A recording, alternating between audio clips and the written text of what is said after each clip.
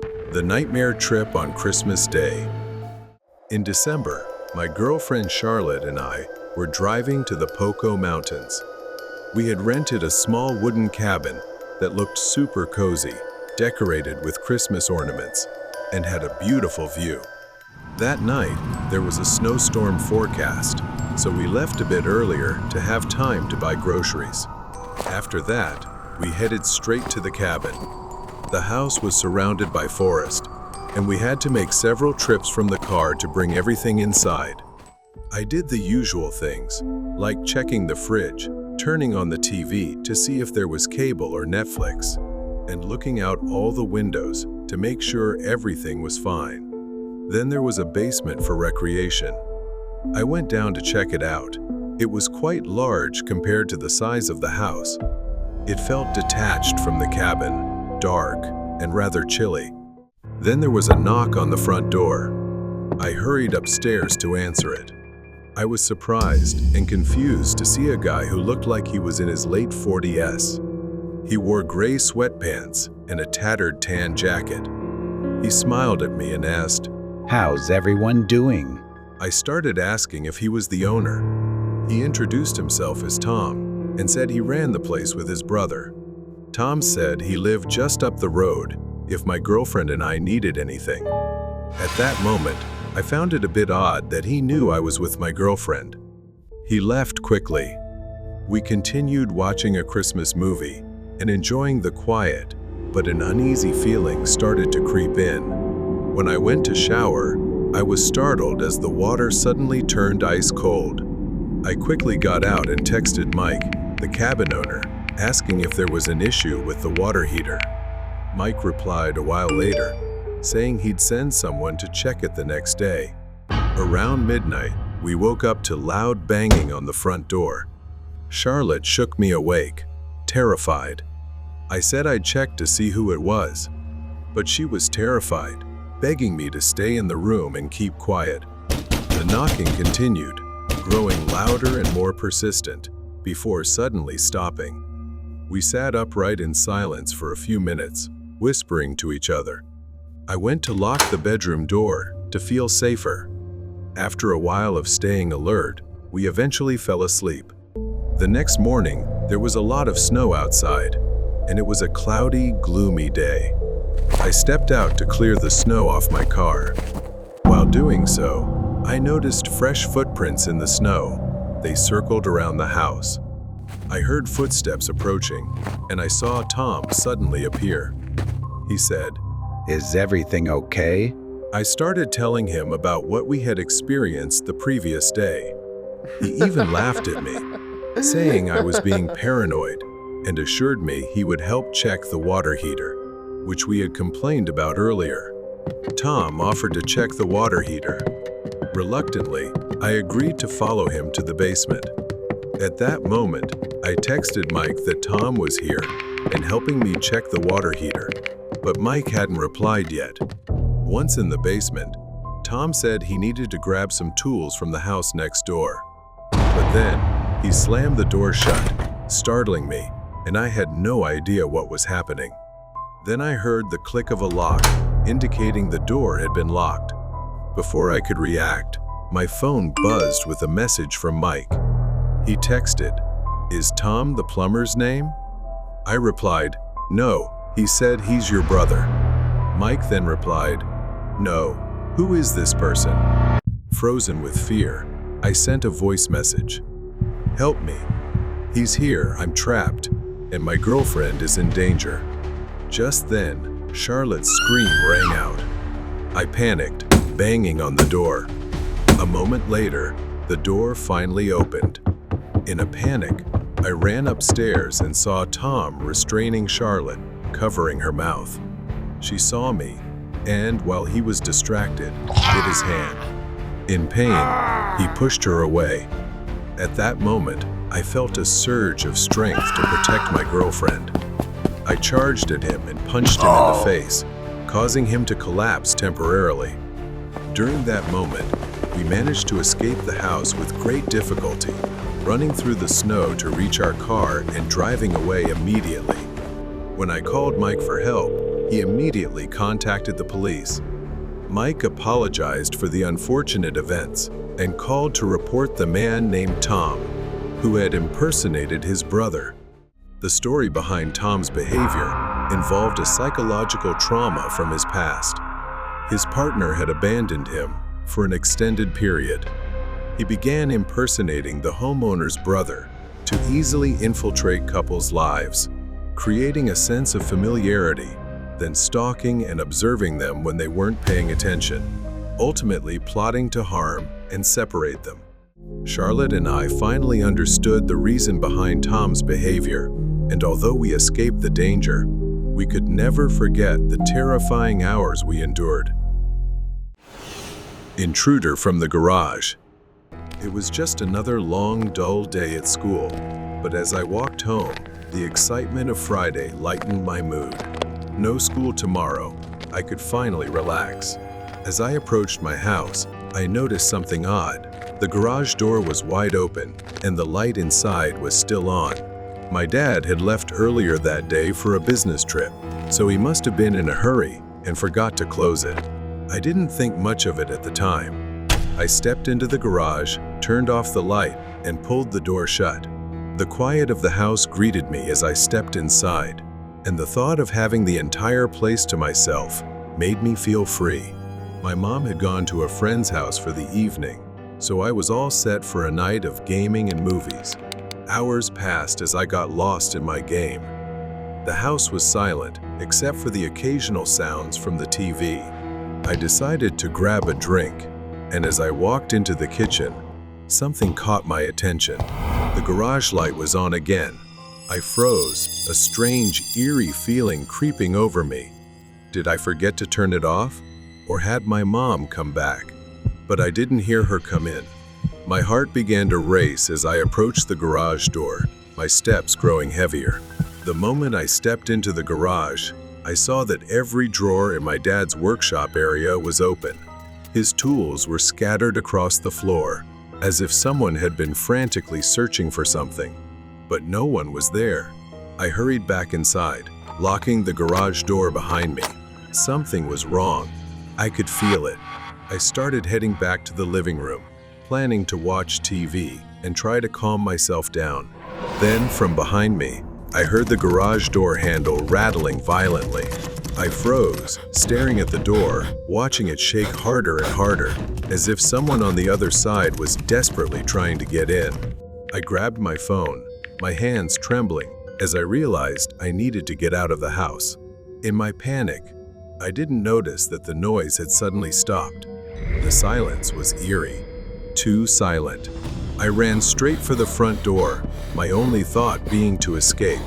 But as I entered the living room, I froze in my tracks. Someone was there, a large man, his back turned to me. In his hand, he gripped an axe tightly. It must have been taken from my dad's workshop. I held my breath, terrified that he would turn around and see me. The TV was still playing, masking my footsteps, and I knew this was my only chance. Going upstairs was not an option. I quietly turned back and headed for the back door, trying to stay calm. Once outside, I didn't stop running. I hurried across to my neighbor's house. Panicked, I banged on their door until they let me in. I waited there, staring at my house from across the street, praying the intruder wouldn't come looking for me. I pounded on my neighbor's door, and it felt like hours before Mr. Thompson finally opened it, his face etched with confusion. I told him everything that had happened. Mr. Thompson, a retired firefighter with a strong sense of duty, grabbed a flashlight and an old baseball bat. He assured me he would check the house and that everything would be fine. Reluctantly, I stayed behind, watching him cross the street. My body was still shaking with fear. My anxiety grew as I watched, unable to shake the feeling that something terrible was about to happen. I had called the police. They were on their way, but the thought of that man in my house, wielding my dad's axe, haunted me. I watched as Mr. Thompson cautiously approached the front door, shining his flashlight across the windows and garage. He disappeared inside. I strained to listen for anything, but everything was eerily silent. Suddenly, I saw him step outside. From across the street, his voice echoed faintly. "There's no one in there. The house is empty." A wave of relief washed over me, but I knew I still needed to stay cautious. As Mr. Thompson began walking back toward me, that gnawing sense of unease returned. Before I could voice my concern, a shadow moved behind him. My blood ran cold. The intruder. He was there, emerging from the dark side of the house, the axe glinting faintly under the porch light. I screamed, trying to warn Mr. Thompson, but it was too late. As he turned, the man lunged at him. A fierce struggle broke out. Mr. Thompson swung the baseball bat, but the intruder was strong. The two grappled, the axe coming dangerously close to Mr. Thompson's head as they stumbled across the lawn. My legs wouldn't move, paralyzed with fear, as I watched the horrifying scene unfold. Each second felt like a nightmare. Mr. Thompson managed a strong swing with the bat, striking the man's ribs, but it wasn't enough. The intruder roared in pain, but instead of retreating, he raised the axe, ready to strike. Just as the axe came down, Mr. Thompson threw himself to the side, narrowly dodging the blow. In that brief moment of distraction, Mr. Thompson delivered another blow, knocking the man off balance. I finally decided to rush forward to help, but before I could reach them, the sound of police sirens echoed in the air. He looked up at the sound of the sirens and, using his last ounce of strength, bolted toward the backyard. Mr. Thompson staggered to his feet, gasping for air but still steady. The police arrived just in time, their flashlights cutting through the darkness as they chased after the man. Within minutes, they subdued him. The man thrashed violently, growling like a wild animal, but the police swiftly restrained him, pinning him to the ground and cuffing his hands behind his back. I stood there, trembling, watching the entire scene unfold. Mr. Thompson approached me, clutching his side where he had been hit, but still managing a smile. "It's safe now," he said. I felt an overwhelming gratitude for being saved. I recounted every detail I could remember to the police, but all I wanted was to forget. I sat down on the steps of Mr. Thompson's porch, my body trembling, watching the man sitting in the back of the police car as it drove away. It was over, but the image of the intruder's face, his crazed eyes, and the sound of the axe slicing through the air would haunt me forever. Mr. Thompson sat next to me, placing a reassuring hand on my shoulder. "You did the right thing, kid," he said softly. "It's over now." But deep down, I knew the fear would stay with me. I would never forget how close I came to being caught in the grip of something truly evil. The neighbor's dark secret. I often have insomnia, so I often choose to stand at the balcony door, looking out at the quiet neighborhood. I live in a really isolated neighborhood. The houses around here are not right next to each other, although I do have a neighbor who has a fence that I can see over if I stand on the balcony. I'm not being nosy or anything, but that night, I was looking into his yard. I've never met him because that neighbor just moved in, but I assume he lives alone because there's only one black truck parked in his yard. Today, I continued to go to the balcony and look at his yard. The truck had been missing for a week. I played the game of observing the truck at night and theorizing about its purpose, even though that was none of my business. Suddenly, one day, I saw him. My neighbor walked out of the house, dragging something. It looks like it's a long, black bag. It looked quite heavy, and it took him a lot of strength to pull it. On the ground, there is a leak of something that looks thick. He struggled to lift it, then pulled it toward the truck, sliding the side door open. He stuffed the bag into the trunk before driving away, then glanced around as if checking to make sure no one was watching. I stood there, my mind spinning. I couldn't ignore it anymore, so I called the police. They arrived quickly and checked around his property.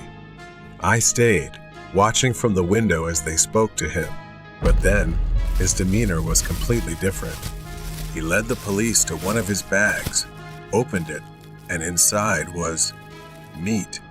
He started pointing at his dog, which barked eagerly as he lifted it, filled with excitement. The screams, he claimed, were just him rehearsing a scene from his favorite TV show, and he did it every night. The police found nothing else. To protect my identity, the police came inside and spoke privately about me calling them.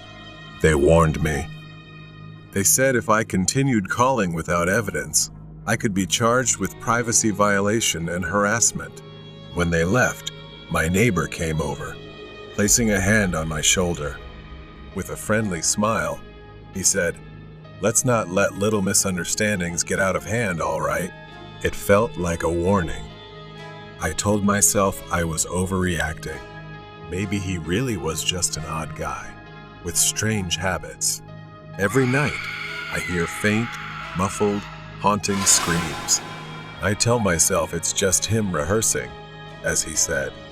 Then one evening, he showed up at my door holding a cake. He told me it was his birthday and gave me the cake to clear up any unnecessary misunderstandings between us. Was he smiling? I wasn't sure if it was my mind playing tricks, but I felt like he was giving a sinister smile behind my back, waiting for something. As I closed the door, a wave of fear came over me.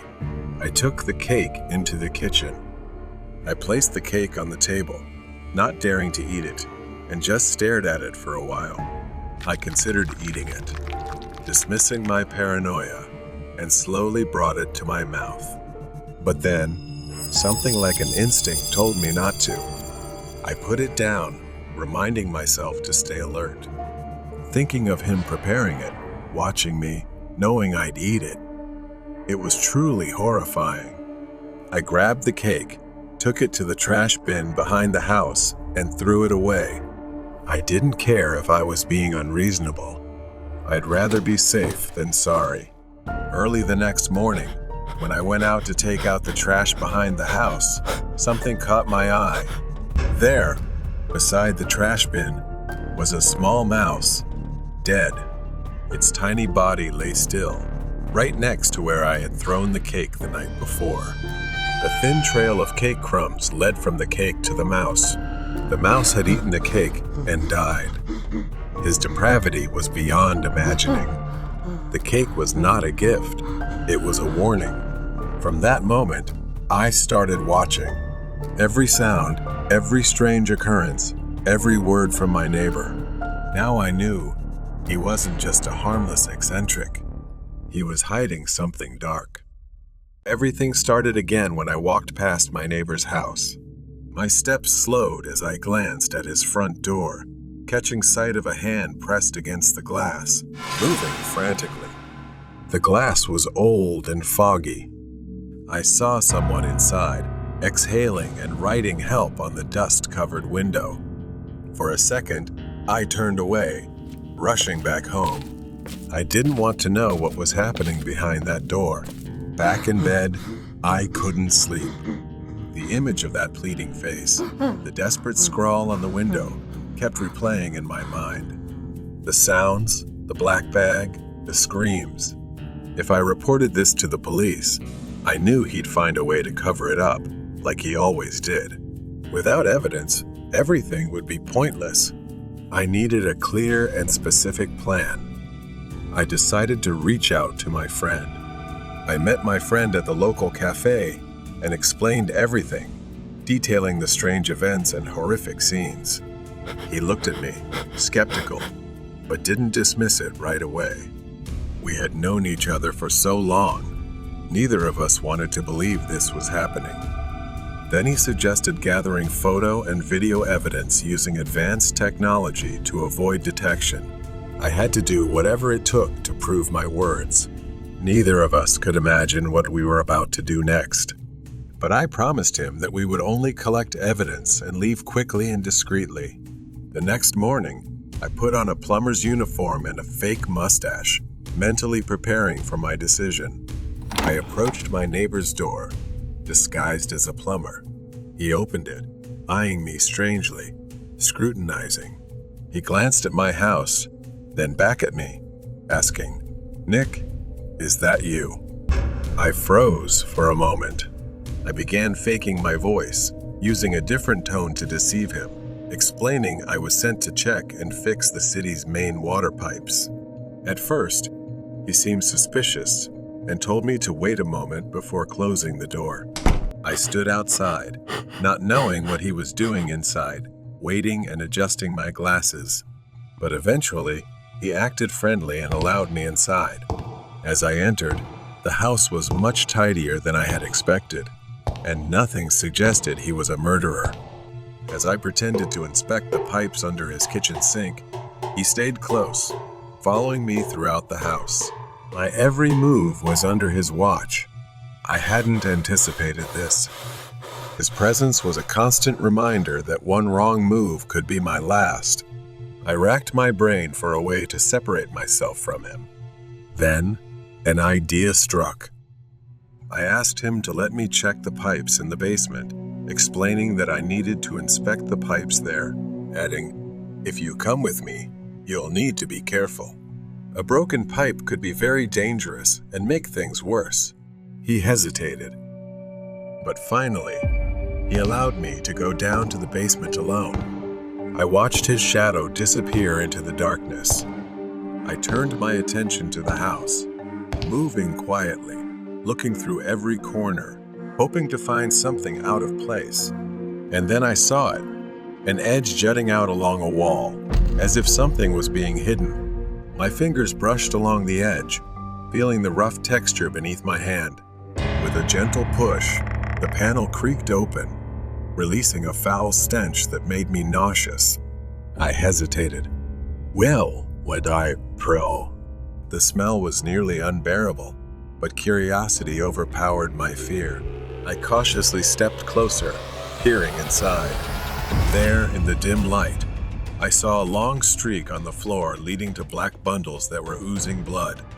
Then I saw dozens of bodies, skeletal remains intertwined with decomposing corpses. Just as I was about to turn and escape, a cold hand gripped my shoulder.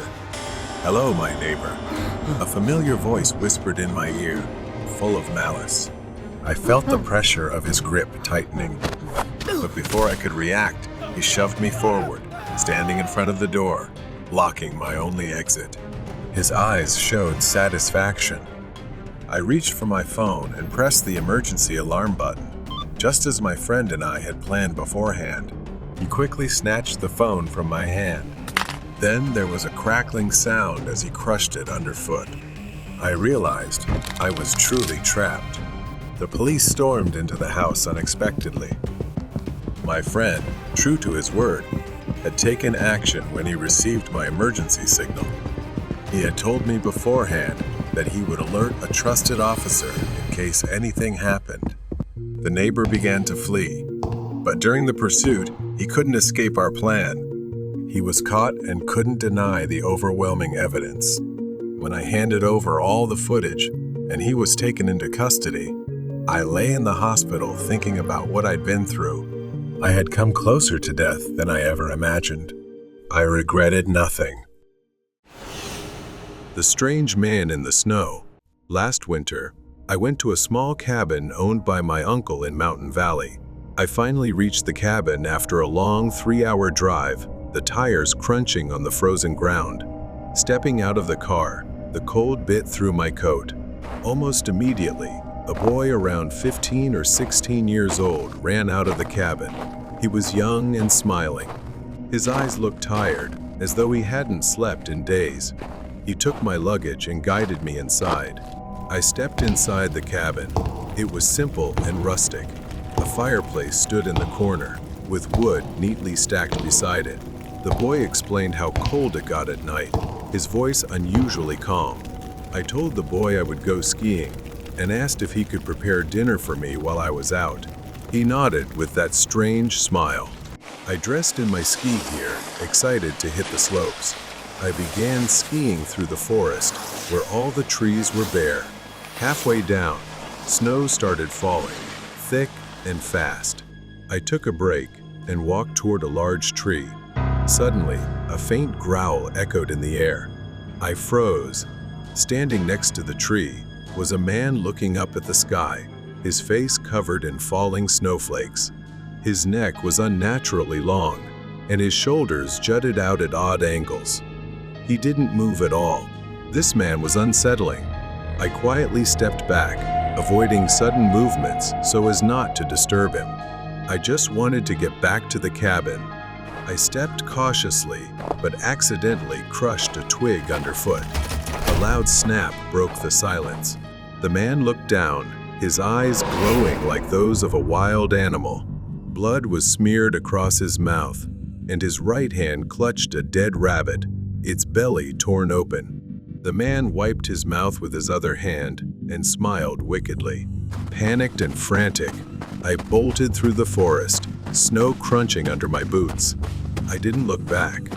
I didn't want to know if he was following. I burst through the cabin door, slamming it shut behind me. I quickly locked it. The teenager noticed something was wrong. He came out of the kitchen, and I shouted to call the police immediately. He calmly replied, "There's no service here, sir." I checked my phone, and he was right. There was no signal. "What's going on, sir?" the boy asked. I realized I couldn't tell the boy the truth about the man. I didn't want to scare him. So, I lied and said I had heard wild animals in the forest. After a while, I calmed down, embarrassed by my overreaction. Perhaps I had exaggerated it too much. While having dinner, the lights suddenly went out. A heavy snowstorm had started outside, and I could hear the windows rattling from the fierce wind. I wondered where the boy was and realized I never knew his name. Suddenly, I heard footsteps crunching on the snow outside.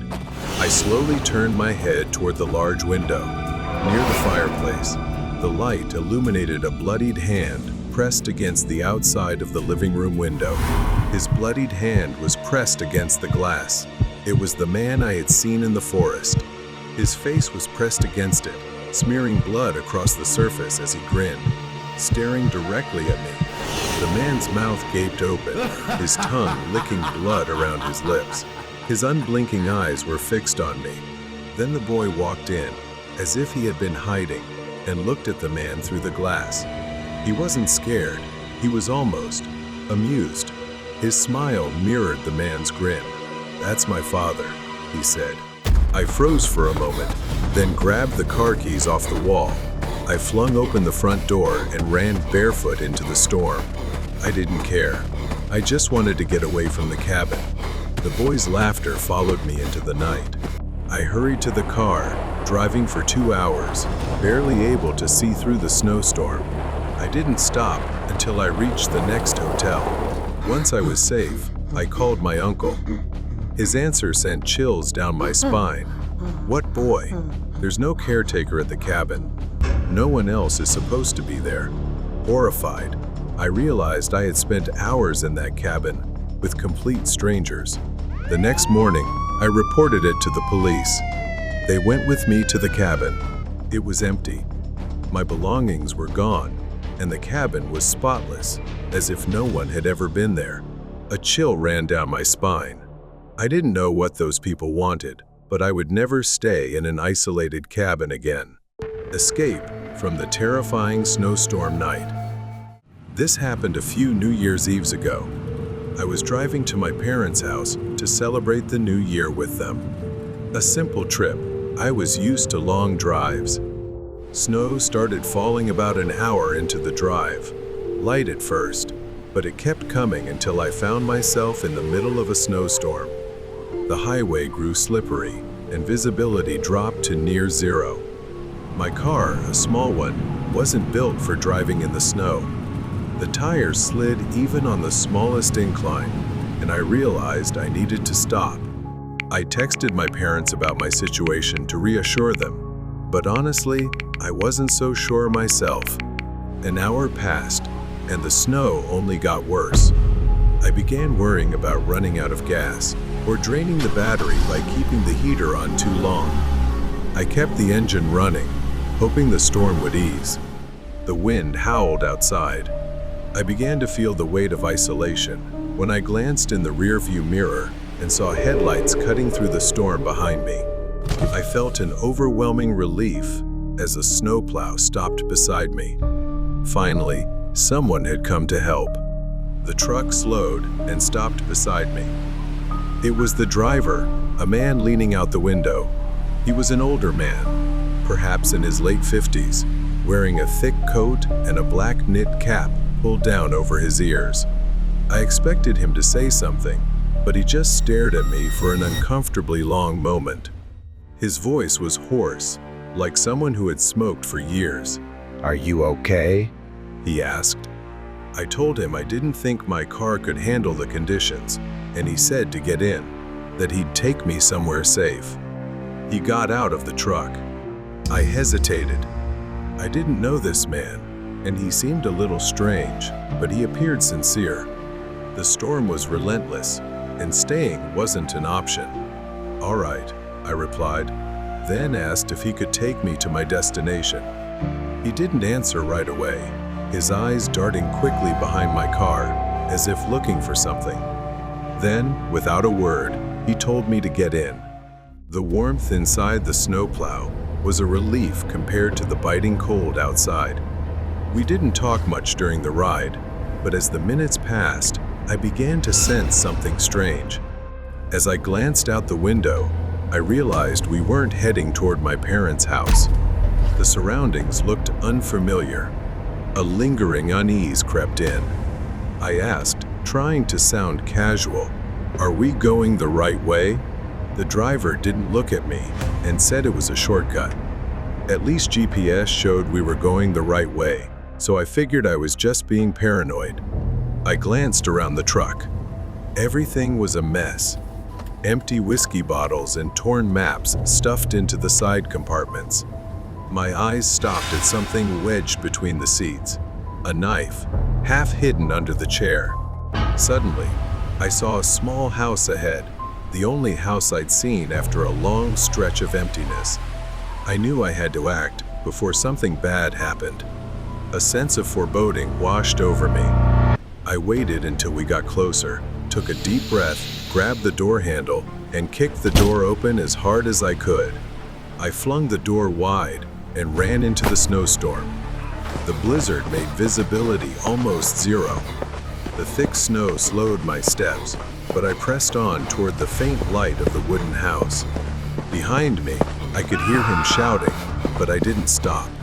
The snowplow driver didn't give up. He rummaged through the glove compartment and pulled out a handgun, yelling, "Get back here! You're not going anywhere!" As I neared the house's door, he fired the gun. I thought I'd used up all my luck when the bullet grazed my shoulder, leaving a painful wound. Staggering, I banged on the wooden door, shouting for help. A man appeared with a shotgun in hand. Before I could explain, he seemed to understand and quickly pulled me inside, slamming the door shut. He stayed outside, shouting, his eyes wild and unrelenting. He fired the gun again, the bullet shattering a large piece of the window. The hunter, with no other choice, opened the door and charged outside with the shotgun. The two of them wrestled in the blizzard, the gun falling from their hands. I couldn't just stand there. Before he could act, I picked up the shotgun and aimed it straight at him. As he hesitated, the hunter took the opportunity to tackle him to the snow-covered ground and tied him up with a rope. A short while later, the police arrived, and he was arrested. I was so grateful to the hunter for saving me, and relieved I had made the right decision to jump out of that truck. Killer in the rain. It's late spring in a rural area with vast stretches of wilderness. My small house stands alone in the vast darkness, surrounded by trees, the type of isolation I always dreamed of before moving here. Here, I can live away from the noise, people, and stress of the city. But tonight, the silence feels different. Heavy rain has been pouring for days. I should have found this isolation peaceful, but tonight, it feels suffocating. I'm sitting on an old couch, watching TV, and listening to the rain pounding on the roof, a soothing sound that usually makes evenings pass peacefully. I enjoy staying home on rainy weekends like this, far away from the world. Around 6 or 7 in the evening, I suddenly heard a knock at the door. At first, I thought it was the wind, but it wasn't. Another knock, this time louder. I hesitated. Visitors were rare here. It was strange for someone to show up without calling first. Grabbing a flashlight, I walked toward the door, my heart already starting to race. When I opened the door, heavy rain poured down, and the damp cold hit my face. Standing in the pouring rain was a man, soaked and shivering. He wasn't anyone I knew, just a stranger. He told me he was camping in the nearby woods and had run into trouble. He needed a place to stay, just for the night. His voice was pleading, but something about him made me uneasy. I handed him my phone to call for help so he could get a ride to town, as I didn't feel safe. But he refused, insisting he only needed shelter for the night. I felt uncomfortable, the rain pouring down on both of us. His insistence made me even more suspicious. I bluntly told him he couldn't stay here. After pausing for a moment, he turned and walked down the dirt path leading back to the woods. I watched him disappear into the trees, his figure fading into the rain. I locked the door immediately, still feeling uneasy. I tried to shake off the strange encounter, telling myself I did the right thing. There was no way to know if he was dangerous, especially in such a remote place. The rain kept falling, and I sat back down on the couch, trying to focus on the TV, but my mind kept drifting back to that knock at the door.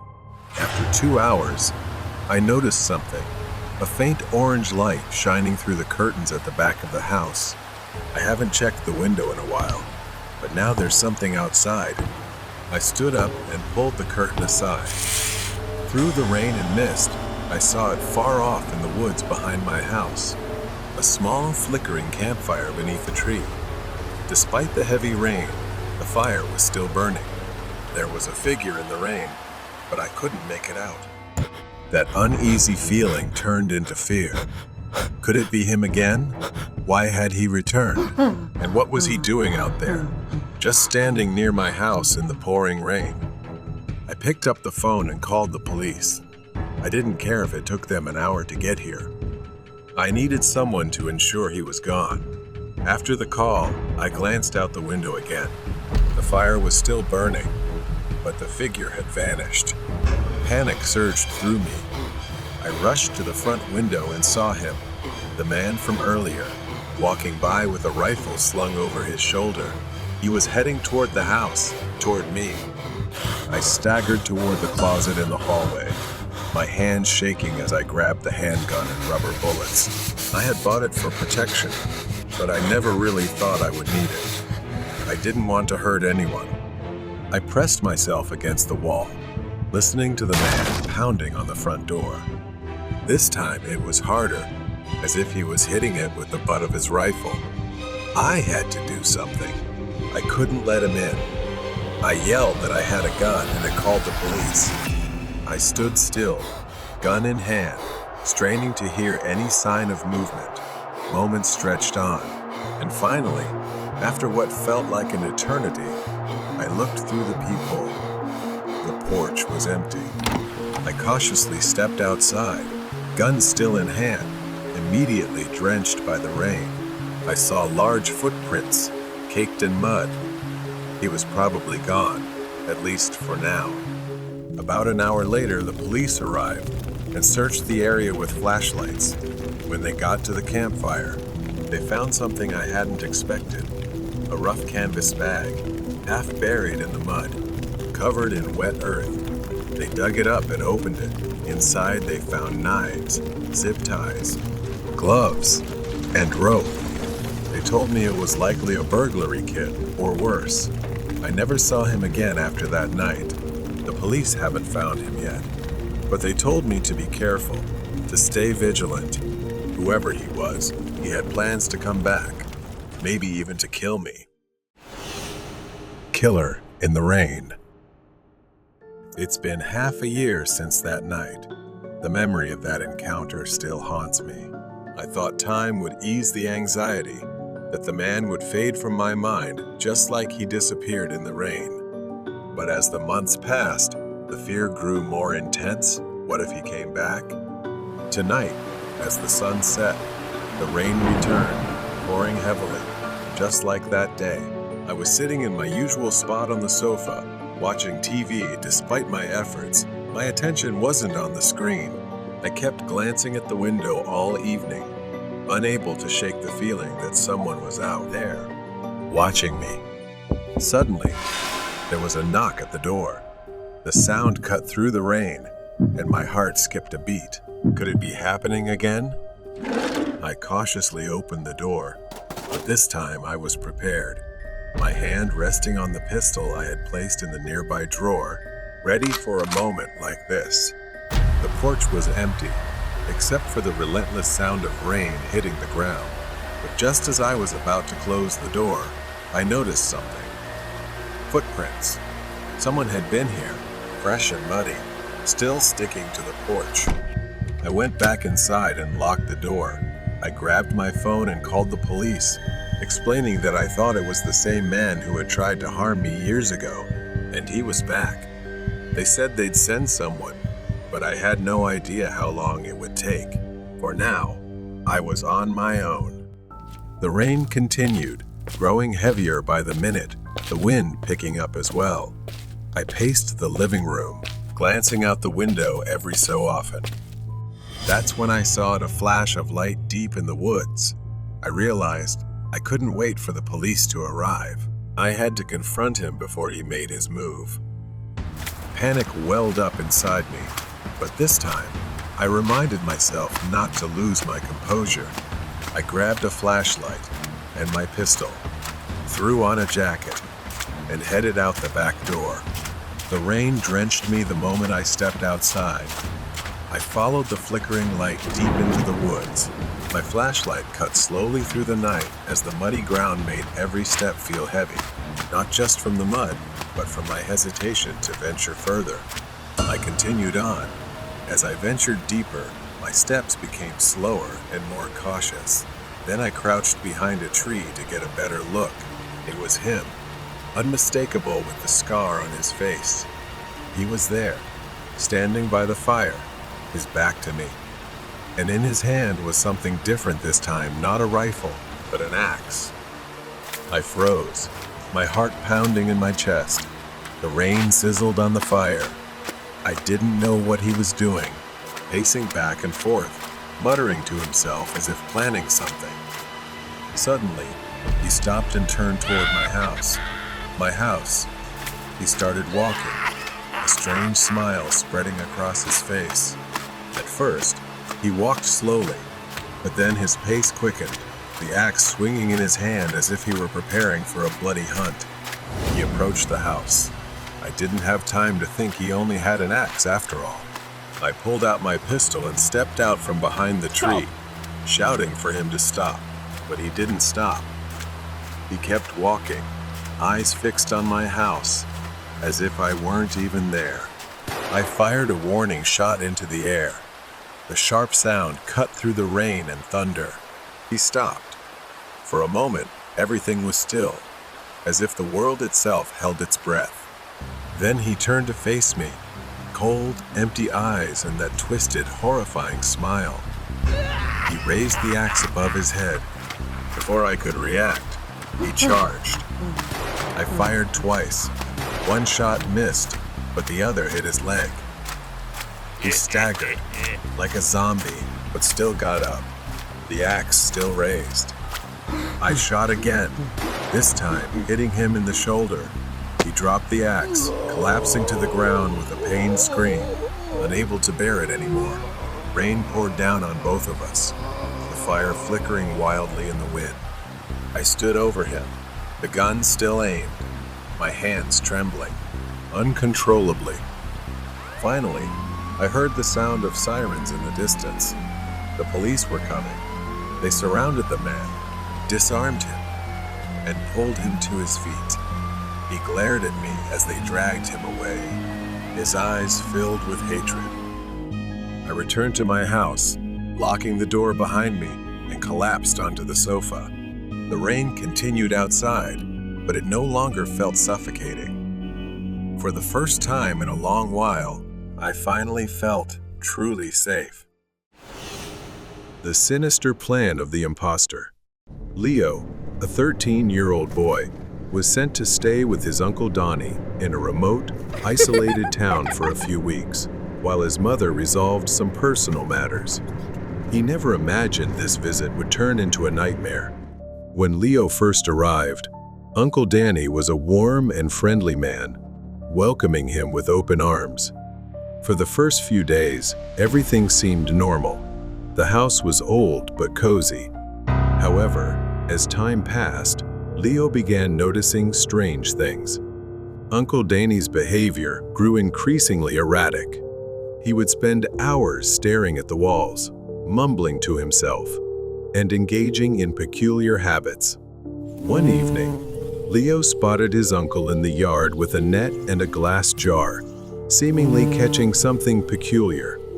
Then, Uncle Danny brought it to the backyard balcony. What Leo saw next left him frozen in disbelief. Leo saw his uncle holding a larva. To his horror, Uncle Danny calmly placed it into his mouth, swallowing it without any sign of disgust. Leo tried to dismiss it, thinking it was just an eccentricity, but the strangeness grew. Uncle Danny's cooking became odd. Once delicious meals now looked disturbing, sometimes containing unrecognizable ingredients. One night, Leo started suspecting something far worse was happening. He called his mother, explaining what he had witnessed, but she didn't believe him at first. He needed evidence. Leo's unease grew as Uncle Danny became increasingly distant and frightening. At night, Leo began hearing strange noises coming from his uncle's room. Uncle Danny even avoided eye contact, something he never did before. His smiles became forced and unsettling. One afternoon, Leo snuck into the kitchen to take pictures and videos of his uncle, preparing another strange meal. The photo shocked him. From this angle, his uncle looked unrecognizable, his features distorted. Terrified, Leo sent the photo to his mother. Her initial skepticism turned into horror. She called him back. "Leo, you need to stay calm. Just wait there. I'll come get you," she reassured him, though Leo could hear the anxiety in her voice. As time passed, Leo began to feel an overwhelming pressure. He couldn't just wait. He had to do something before it was too late. He remembered his mother mentioning Uncle Danny's insomnia. Recalling the bottle of sleeping pills in the bathroom, Leo quietly took it and slipped it into his pocket as he tiptoed into the kitchen. Uncle Danny was there, his back turned to Leo as he prepared something with a foul, frightening smell. Leo quickly crushed the pills and mixed them into the food. That night, Uncle Danny ate the food without suspicion, but he quickly fell into a deep sleep. Leo sat in his room, waiting. The storm outside raged on, and the world beyond seemed to be closing in on him. His mother called again, telling him that a light snowstorm was sweeping through the area, but she would try to get there as soon as possible. Time was running out. Hours passed. Leo couldn't take it anymore. He had to ensure his mother would arrive. He went downstairs, and that's when he saw him again. Uncle Donnie approached Leo in a frightening manner, but Leo smiled, acting as though nothing was wrong. Leo told him his mother was coming to visit, and that she said she was very hungry. He asked if Uncle Danny could help him prepare a meal for her. Leo breathed a sigh of relief when his uncle froze for a moment before smiling and agreeing. It felt like a narrow escape. Leo needed to come up with more ways to stall for time, until his mother arrived. The upcoming moments would be a living nightmare. After a while, Uncle Danny went to the back of the house, while the snow outside continued to fall heavily. The ticking of the old clock seemed louder in the silence. Suddenly, the doorbell rang. It was a man standing on the doorstep, his face pale and cold. He introduced himself as being from the town hospital, saying that Uncle Danny hadn't shown up for his volunteer shifts in days and hadn't been heard from. Leo didn't know how to respond, unsure if his suspicions were correct, so he simply said Uncle Danny was out. The man left, but Leo's unease continued to grow. Later, while Uncle Danny was away, Leo didn't know what to do, so he began exploring the house and discovered secrets in the basement. When he opened the basement door, the room was cluttered with old boxes and furniture. He found jars filled with strange, wriggling creatures, along with the rancid stench of rotting food. Among the mess, Leo found an old photo of two people, a woman and a man. The man looked strikingly like Uncle Danny, only older and slightly different. The snowstorm worsened. The lights flickered, and eventually, the house was plunged into darkness. Leo used the dim glow of his phone flashlight and slowly crept up the stairs. He wandered toward the living room aimlessly. Then suddenly, a creaking sound came from somewhere in the house. In the living room, through the faint light streaming in from outside, Leo saw a figure sitting on a chair, facing the wall. It was a familiar silhouette. The silence in the room was stifling. Without warning, Uncle Danny suddenly turned around, his wild, vacant eyes glaring at Leo. "You think I didn't know, Leo?" Leo froze, fear washing over him. His heart pounded as if it wanted to escape his chest. He swallowed hard, trying to stay calm, but his hands began trembling. Donnie took a step closer, leaning in, his voice low and tense. "You ate the cake in my fridge, didn't you?" Leo froze, his eyes wide, muttering a vague apology and offering an excuse to deflect suspicion. In truth, he didn't even know the cake existed. Moments later, the lights came back on, and Leo tried to think of a way to stall until his mother arrived. In his anxiety, he recalled Uncle Danny once mentioning a small cellar under the kitchen where he kept special items. He asked his uncle to retrieve an item for him, claiming he was afraid of the dark and confined spaces. Donnie paused, staring at Leo with a puzzled expression. "All right, Leo," he said, his voice slow, as though contemplating something. Then he uttered a chilling sentence. "One last time, I'll indulge you." Danny bent down, yanking the cellar door open. The hinges screeched loudly in the eerie silence as he squinted into the darkness below. The cellar was pitch black, and a musty odor wafted out, forcing Leo to step back to steady himself. As Danny was halfway into the cellar, Leo suddenly heard him let out a cold, menacing chuckle. Then he stopped, looked up at Leo and said, "You know, Leo, there's so much more to discover down here. Would you like to come in?" Leo shuddered, fear rising in his throat. But he managed to keep his composure and immediately declined. Donnie laughed loudly, then continued descending into the cellar. Once he was completely out of sight, Leo realized he had only one chance. But at that moment, Donnie suddenly looked up, his eyes gleaming like a predator spotting prey, shouting to ask what Leo was doing. Leo didn't answer, quickly stepping forward, grabbing the cellar door and slamming it shut with all his strength. Donnie roared from below, his screams a mix of rage and panic. He hurriedly slid the latch to lock the cellar door. From below, Donnie's pounding on the door echoed fiercely. When the police and his mother arrived, Donnie was pulled out of the cellar in a completely unhinged state. He screamed and repeated nonsensical words about the darkness. Leo's mother couldn't believe her eyes, as they had initially believed this man was Uncle Danny. But now, The truth was undeniable. He was a psychiatric patient. During one of Uncle Danny's volunteer shifts at the hospital, where the man was being treated, he had met Danny and felt a strange connection. He became increasingly obsessed with Uncle Danny's life. When Danny mentioned Leo's upcoming visit, he decided it would be fun to experience that life, taking Danny's place. His mother held him tightly after everything they had just learned.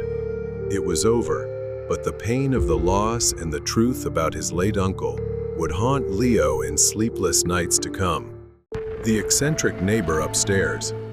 I grew up in a small suburban area, living in a quiet apartment on the second floor, right next to the stairs leading up to the third floor. There was one thing that always bothered me: the man who lived upstairs, almost as if he was the only one there. Mr. Huns was a middle-aged man who never spoke to anyone in the building. The kids in the building avoided him. Every morning, Mr. Huns would walk down to the sidewalk in front of his apartment and, with an odd, meticulous habit, water the grass.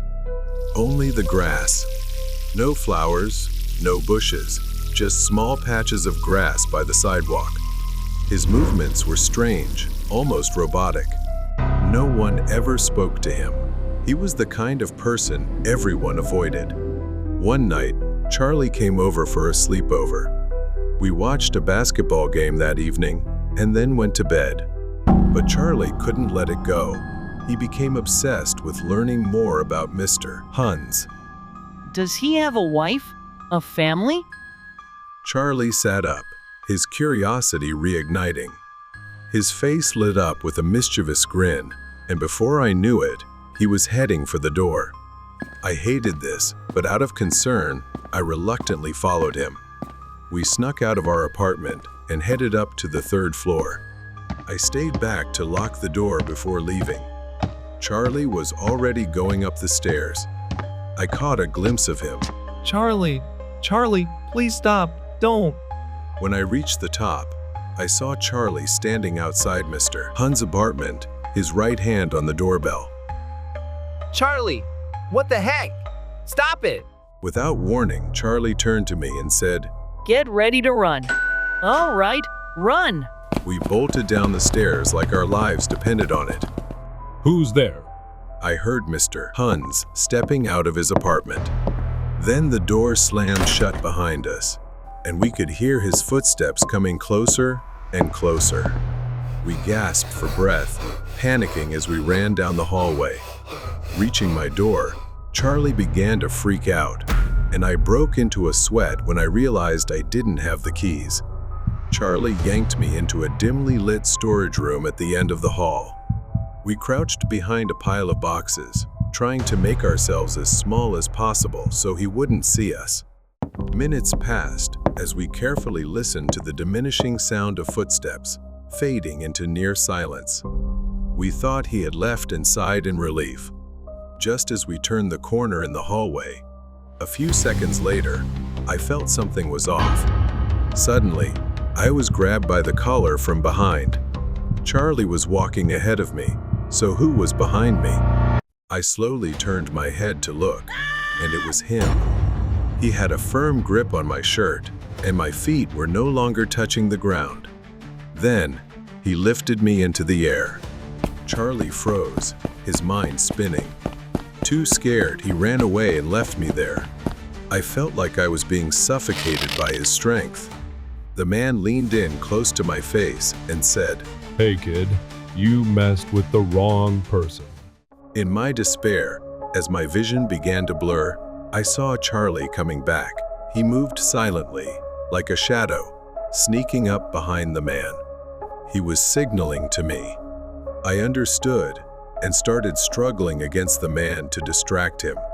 Taking advantage of the man's distraction, Charlie kicked the back of his knee, causing him to stumble and lose balance, making me fall to the ground as well. Seizing the opportunity, we escaped right then and there. Once we were outside the apartment, everything would be over. Reaching the first floor, Charlie ran to the emergency exit and banged on it. but it seemed to be locked. Realizing that we might not escape, just then, the door opened from the outside. A woman was there, asking what we were doing. I heard his footsteps growing fainter. Perhaps we had escaped. When we got back home, Charlie and I were punished. Later, he showed me a newspaper article featuring Mr. Huns. He was a former patient, someone abnormal ever since his wife had gone missing and could not be found. Despite many efforts, they couldn't find his wife. When they searched his house, instead of food in his pantry, they found jars filled with dead bugs. Many speculated that they were his food, but I think this is enough. We won't dig any deeper. In the end, perhaps we should be more cautious with our jokes and thoughts to avoid bad consequences. The mysterious harmony from the ancient piano. Ni, a young woman in her early 20s, stepped into a small, dimly lit antique shop in a quiet neighborhood. The shop was cluttered with antiques, old books, worn furniture, dusty frames, and a few musical instruments scattered around. The air reeked of aged wood and forgotten memories. Ni walked past the counter where the shopkeeper stood. He stared at her with wide, unblinking eyes, as if he had been waiting. His face was gaunt, his skin pale. He smiled, but it wasn't a friendly smile. It was strange. You found the piano. It's calling you. It will begin soon. The word sent a chill down her spine, since she hadn't mentioned the piano. The atmosphere grew odd. She decided to look around briefly and leave quickly. Then, Ni's gaze landed on a piano, old and tucked away in the corner of the shop. Despite its age, its darkened wood seemed to exude a mysterious allure. She brushed her fingers lightly over the keys. The instrument's delicate beauty starkly contrasted its eerie presence, making it irresistible. She approached the counter to face the man again.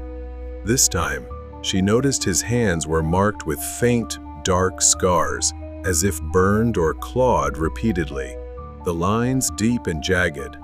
She decided to take the piano and leave. The door chimed behind her, and she turned to see the shopkeeper standing at the window, staring at her unblinkingly as she walked away. From the moment she placed it in her room, strange things began to happen. Ni began to play the piano softly, trying to familiarize herself with its peculiar presence. The keys, though old, worked, but felt strange beneath her fingers. Suddenly, Ni stopped playing. The music lingered in the air for a moment before dissolving into faint whispers. She stood, heart racing, unsure of what had just happened. One night, after a restless sleep, she returned to the piano. Ni found a yellowed sheet of music tucked among the piano strings. Curious yet uneasy, she played it, only to discover the notes resonated in an inexplicable way. It felt as though the notes were alive, playing themselves before her fingers touched the keys. Unintentionally, Ni had begun to unlock the tragic history of the piano's previous owner. She continued to play, unable to understand why she couldn't stop. She heard a faint voice whispering in her ear, speaking an ancient language. The words seemed to echo in her mind, filling her thoughts. She stood up abruptly, thinking she was probably too tired, and decided to head to her room and sleep. Ni drifted into slumber after a tense day. She was no longer in her room, but found herself in a grand concert hall. The room was empty, except for a grand piano at its center, and dim light from antique chandeliers that looked decades old. As Ni approached the piano, she saw a tall, gaunt man seated at the keys. He wore an old black suit, but his sunken eyes and pale skin made him look like a wax statue. Ni called out, "Who's there?" The man slowly turned around. His gaze pierced through Ni, and his voice echoed like a distant whisper. I've waited a long time. Ni tried to step back, but it felt like her feet were pinned to the floor. The man glided closer, not moving his legs, as if floating on air. Then the man pointed toward an old table nearby. On it lay a dusty sheet of music titled Sonata of Eternity. There's not much time left. Only this melody can save us, or drown us both. Before Nee could respond, the space around her twisted into a black vortex, engulfing her. She woke up with a start, drenched in sweat, clutching a corner of her blanket. Everything around her was silent. The dream not only left a haunting impression, but also led Nee to crucial details in reality. Perhaps she had unwittingly opened a door, allowing the spirits and tragic memories of the composer to resurface. She could still recall the image of the man struggling amidst the shadows, his eyes filled with despair, as if begging her to uncover the truth. She stopped playing the piano. For days, she couldn't bring herself to touch the instrument. Night after night, Nee heard whispers growing louder and more persistent, making everything feel increasingly unbearable. Help me. Free me from the curse. These words seemed to come from the trapped soul of the composer, still bound to the piano through his music. Waking in despair, Nee approached the piano, slowly sitting down. She noticed a small, faint mirror appearing behind the instrument. Nee cautiously wiped the dust from the mirror. Beneath the grime, the figure of a man slowly emerged. The gaunt man, his deep, dark eyes locked onto hers. He said nothing, but his gaze was intense, almost pleading, as if trying to convey something. After staring into the mirror, Nee saw words gradually appear on the glass. The crooked writing seemed as though someone was etching it from the other side. You have only one chance. Then his bony, emaciated hand reached out from the mirror, grasping toward her, begging for salvation. Understand the final rhythm before you play. Please, help me. Save me. A weight pressed against her chest before everything returned to normal. Nee realized she had to complete the sonata. The only way to break the curse was to finish the music she had started. She was plunged into despair and fear as she realized the price of freeing him. If she didn't play the final sonata, the curse would claim her as well. As Nee studied the sheet music, every note seemed distorted, warning her. It revealed the words, when the piano begins to play, you must finish the music before the light in the mirror fades. If not, the door will close forever. Nee swallowed hard, feeling the weight pressing down on her shoulders. Time was running out. It could happen at any moment. In her darkest hour, Nee sat before the piano, determined to break the curse. The clock struck midnight. The room was ice cold, and the music filled the air like an oppressive weight. Nee's fingers trembled as she began to play the sonata, the final piece in the composer's symphony of sorrow. But as she neared the final notes, Nee realized the sheet music was incomplete. A note had been erased, forcing her to rely on her intuition to finish the piece. She couldn't stop now. Then the mirror behind the piano shattered. Startled, she paused for half a second but couldn't stop. The gaunt figure of the man seemed to crack with the mirror, his eyes filled with despair. Save me. Be careful. If you fail, you will take my place, he cried out, his voice laced with agony. Nee played the final note, placing all her faith in her intuition. In the last moment of the sonata, the piano emitted a piercing sound.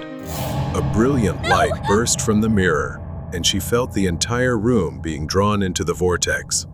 The man's figure vanished, and the room suddenly fell silent. In the ensuing silence, the figure in the mirror was gone, leaving behind a whispered, "Thank you." The room felt lighter, as if both their burdens had been lifted. When the light faded, Nee found herself sitting in her quiet room, all the strings of her instrument broken, and the mirror shattered. Exhausted, Nee collapsed on the piano. Perhaps everything was truly over, and fortunately, she had completed it. But deep down, Nee didn't know if she would ever truly escape the haunting melodies that had once drowned her. The deadly farewell. The fluorescent lights flickered overhead as I walked through the sterile hallway of the hospital. I had worked here for years, the smell of antiseptic and the beeping of monitors ingrained in my senses.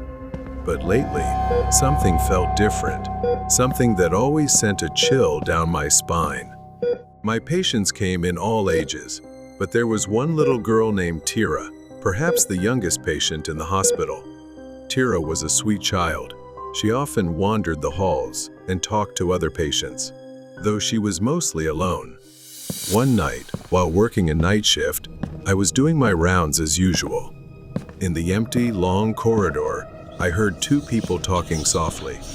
It was late, and all patients were supposed to be asleep. I followed the sound, which was coming from room 203. As I carefully opened the door to check, I saw her. Tira was standing near the patient's bed, smiling at me mysteriously and greeting me. But my sudden appearance didn't startle her at all. I reminded her that it was past bedtime and asked what she was doing there. She replied, "Nothing. I just came to say goodbye to George." George was the patient in room 203. He had recently undergone major surgery. Though Tira seemed calm to me, I noticed George's face. He looked terrified and extremely pale. When I turned to remind her and take Tira back to her room, she had vanished as quickly as if she'd never been there. The next day, I went home around 4 a.m. after my night shift ended. It was my day off, so I slept the entire day. When I returned to work and walked past room 203, I thought about checking on George. But when I opened the door, I found a different patient. And I was informed that George had passed away the previous day. I stood frozen in the hallway, suddenly remembering when I asked Tira what she was doing in George's room. She said she came to say goodbye. But why goodbye? Shouldn't it have been good night? Something was very strange. Every time I encountered little Tira, I would find her wandering the empty hallways at night, talking to someone or entering a room.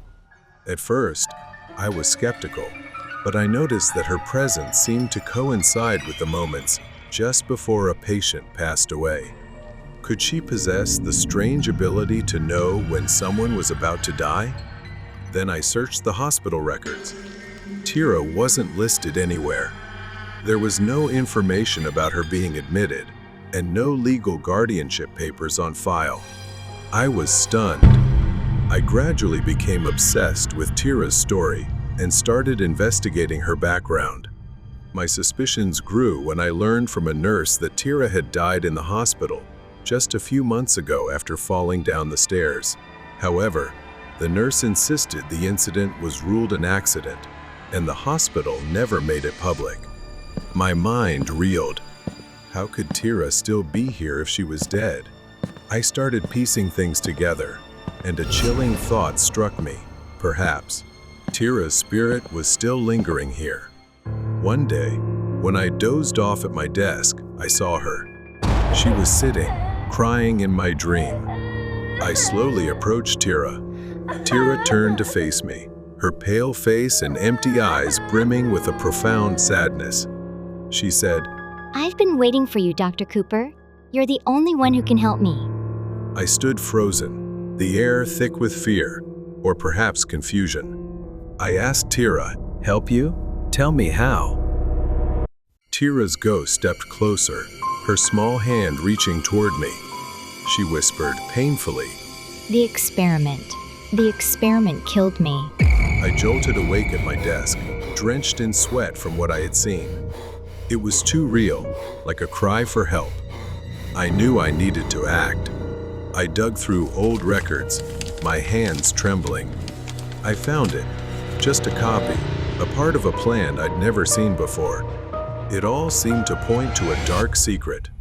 The deeper I delved into Tira's past, the more I realized her death was no accident.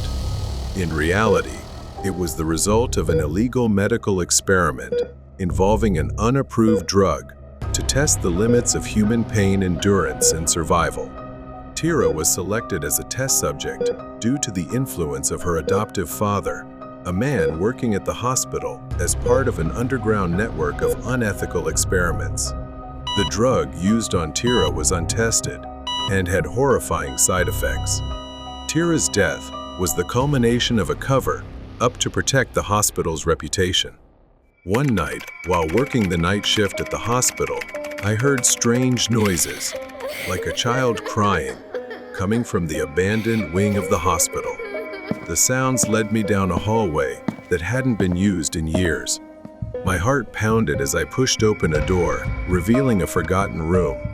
Tira stood there, her figure faint in the dim light, her eyes filled with sadness and pain. She told me that she couldn't leave, and that she had been trapped in the hospital ever since her death. Her spirit was tethered to the hospital, bound to the hallways, unable to move on until the truth about her death was revealed. Tira had guided other souls to the afterlife, but she herself was trapped here. When I made my final efforts to reveal the truth, the hospital management and the girl's adoptive father tried to discredit me, even going to great lengths to silence me by threatening my career. The hallways were empty, the hospital eerily silent. I walked through them, knowing they were trying to stop me. But I didn't falter, and I was determined to report everything to the authorities, ensuring that those responsible would be held accountable. As the authorities investigated, I stood in a patient's room, moonlight streaming through the window. I saw the silhouette of a little girl standing behind me. It was Tira, appearing now in a more peaceful form. She smiled, her eyes filled with gratitude. She thanked me, her voice gentle, as her figure began to fade away. Tira's departure finally brought clarity. The hospital faced public outrage, and the administration was forced to shut down. Her adoptive father was arrested for his involvement in the illegal experiments, and justice was served. Although Tira's ghost was gone, the darkness of the hospital remained, reminding me that the line between life and death, between justice and illegality, is often much thinner than we imagine. The Uber driver's nightmare trip. The Uber nightmare, it was just another night on the job. Not that I enjoyed these late shifts, but my rent was due in a week, and I'd already spent all my money on new tires and an oil change. I had been driving every night. I really hated driving at night. The fog, the isolation, it always gave me chills. I had just dropped off a drunk couple from a bar when my phone buzzed, signaling the next ride. As I drove to pick up my next passenger, I noticed it was the exact spot where I had picked up the couple just half an hour earlier. I figured it was just a strange coincidence. I stopped at the pickup location but didn't see anyone. The fog had thickened, as if swallowing the entire street. I honked the horn and glanced around to see if anyone was coming, but there was no one. I quickly checked my phone to confirm the pickup spot on the app. Just as I was about to double-check the app, my back door suddenly opened, and my heart nearly jumped out of my chest. I let out a nervous laugh, even feeling a little embarrassed. It was a man. He didn't say a word as he got in and sat down, clutching a brown paper bag tightly. There was something unsettling about the way he held that bag. After a moment, he told me he knew the couple I had just dropped off. Then, he asked me to take him to the same location where I'd dropped them off earlier. I keyed in the address and started driving. A few miles down the road, my phone buzzed, and I nearly jumped. I got a notification from Uber that someone else wanted to be picked up along the way. It was odd, considering it was past 3 in the morning. I arrived at the new pickup location, and she was standing beneath a streetlight, making her easy to spot. She ran toward the passenger seat, and instinctively, I unlocked the door for her to sit up front. With the man in the back seat, I didn't want to take any chances. I turned away and focused on driving. I glanced at her again. There was something about the way she looked at the man in the back seat, as if they shared a connection, but weren't saying it out loud. We drove in silence. I checked the map. All three of them were headed to the same address where I'd dropped off the couple earlier. My mind started racing. What's going on? Why is she going there too? Then I curiously asked, "So, do you all know each other?"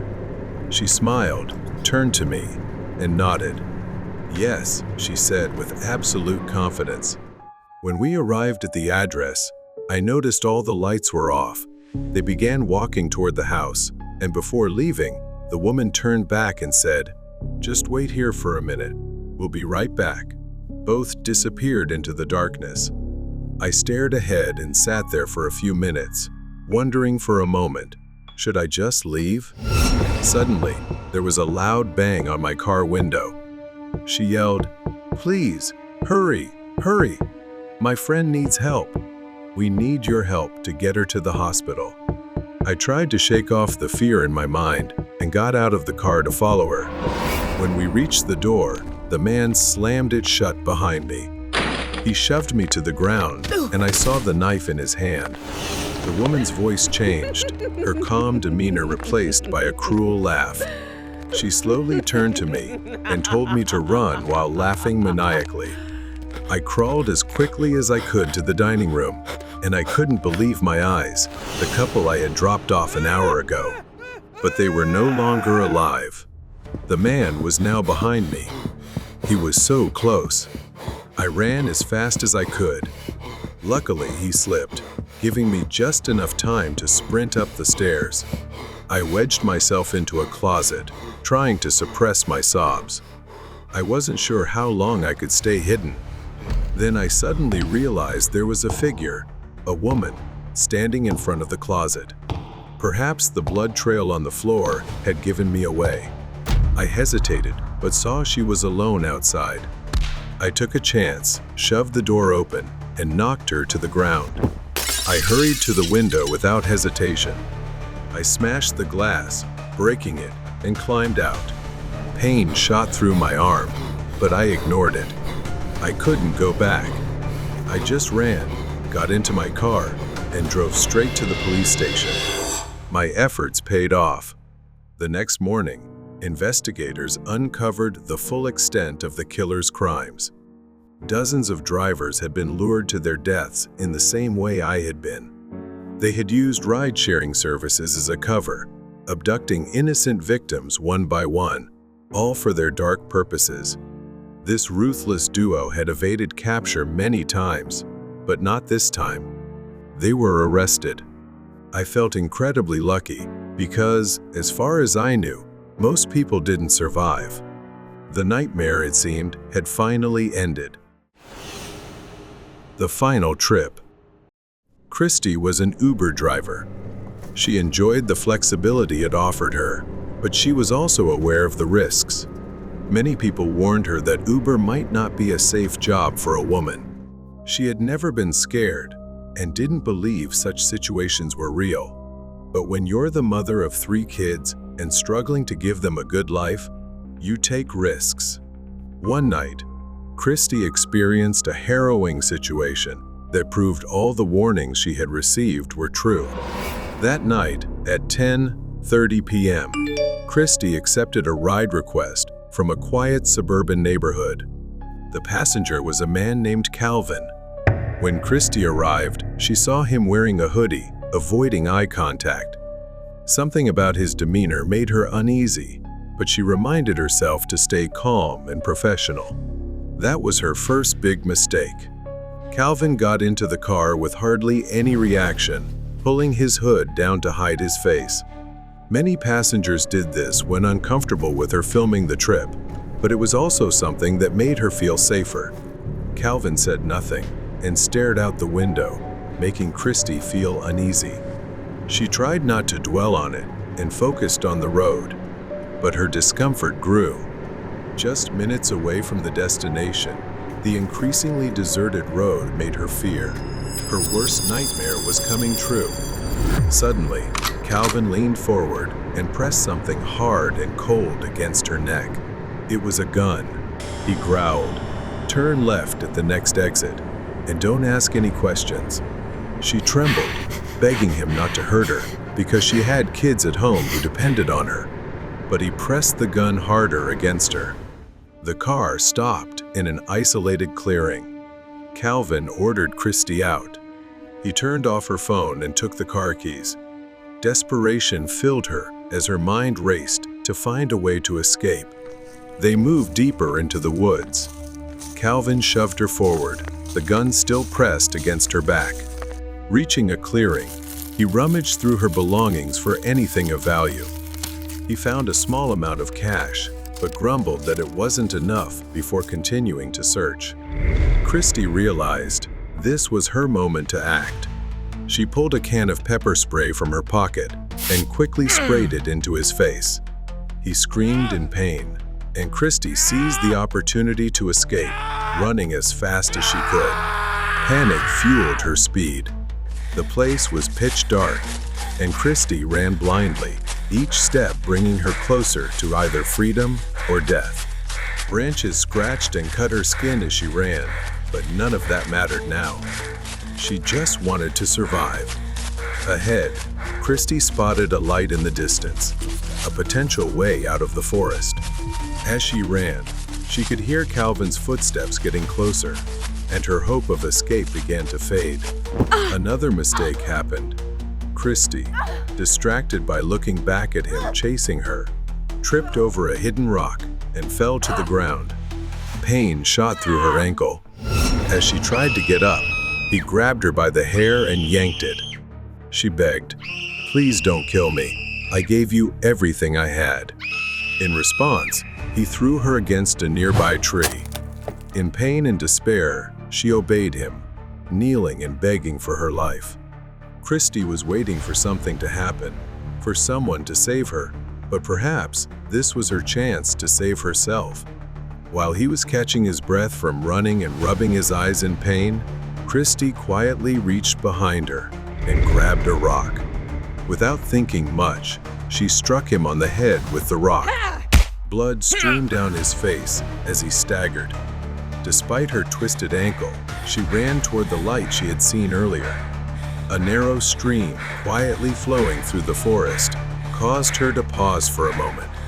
Thinking of her children, she waded through the stream, knowing the sound of the water would mask her footsteps and hide her movements. The pain in her ankle was nothing compared to the horror of what would happen if Calvin caught her.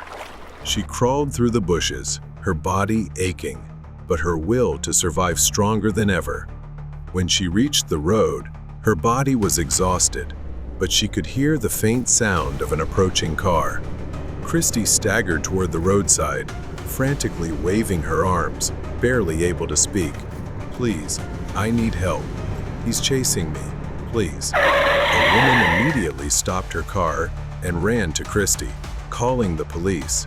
And that was when Christy's vision blurred as she collapsed from exhaustion. Christy, now safe, was able to assist the authorities in building a case against him, leading to his arrest and prosecution. Despite her injuries, Christy found peace and gratitude in knowing she had survived. She could see her children again. She had conquered her fear and emerged stronger. The haunting of the abandoned station. It was a chilly autumn evening in our small town. Inside the diner, warmth enveloped me. Sarah, my girlfriend, was finishing her cup of coffee. We had been dating for a few months, and tonight seemed like the perfect opportunity for an adventure since we both enjoyed that.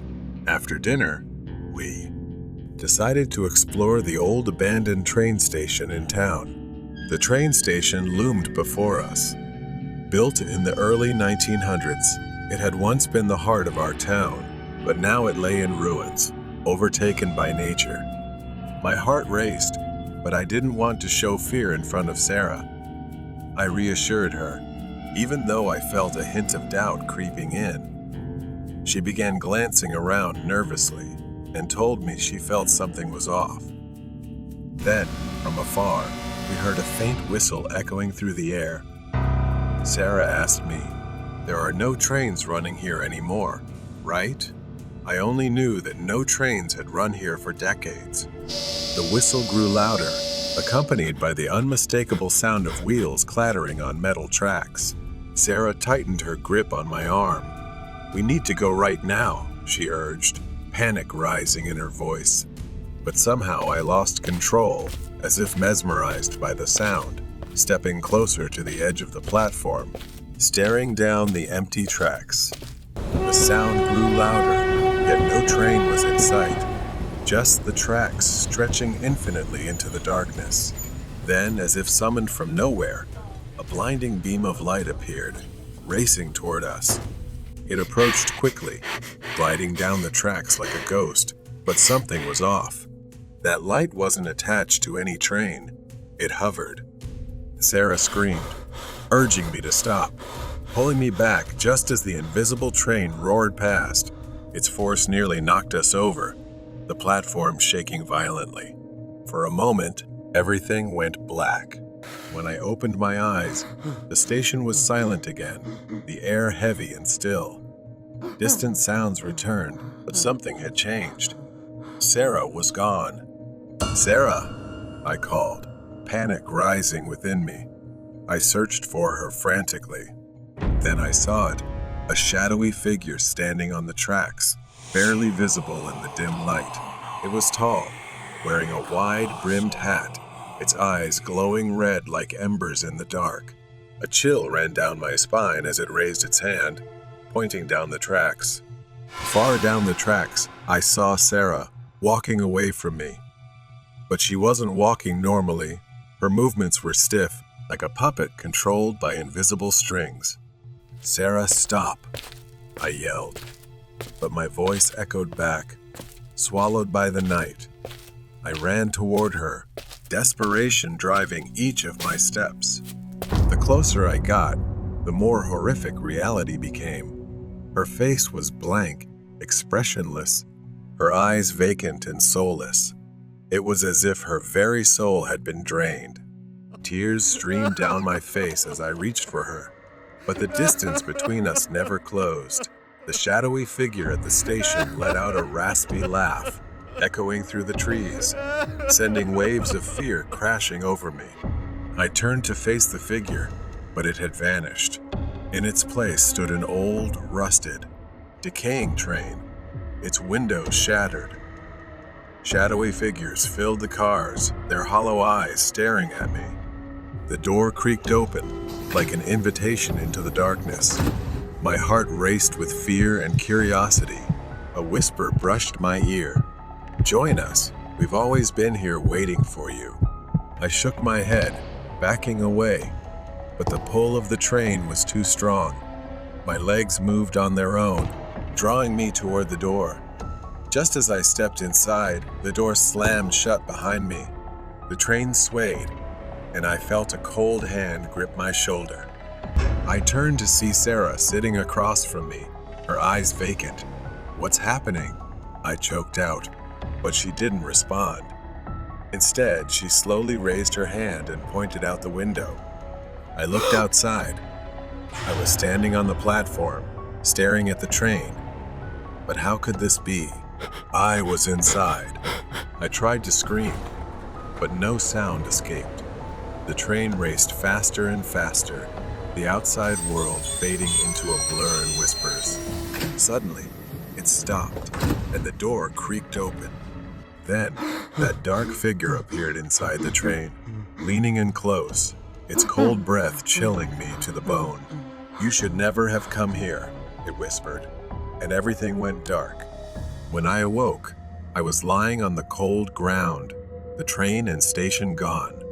All that remained was an empty field overgrown with weeds, a stark contrast to the horror I had just endured.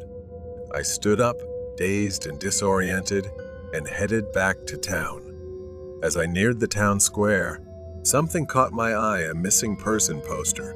It was Sarah's face, but the date was from 10 years ago. My heart sank as I stumbled back, trying to comprehend the horror. Had I really been gone for 10 years? Or had Sarah vanished long before I ever met her? The truth was too horrific to grasp.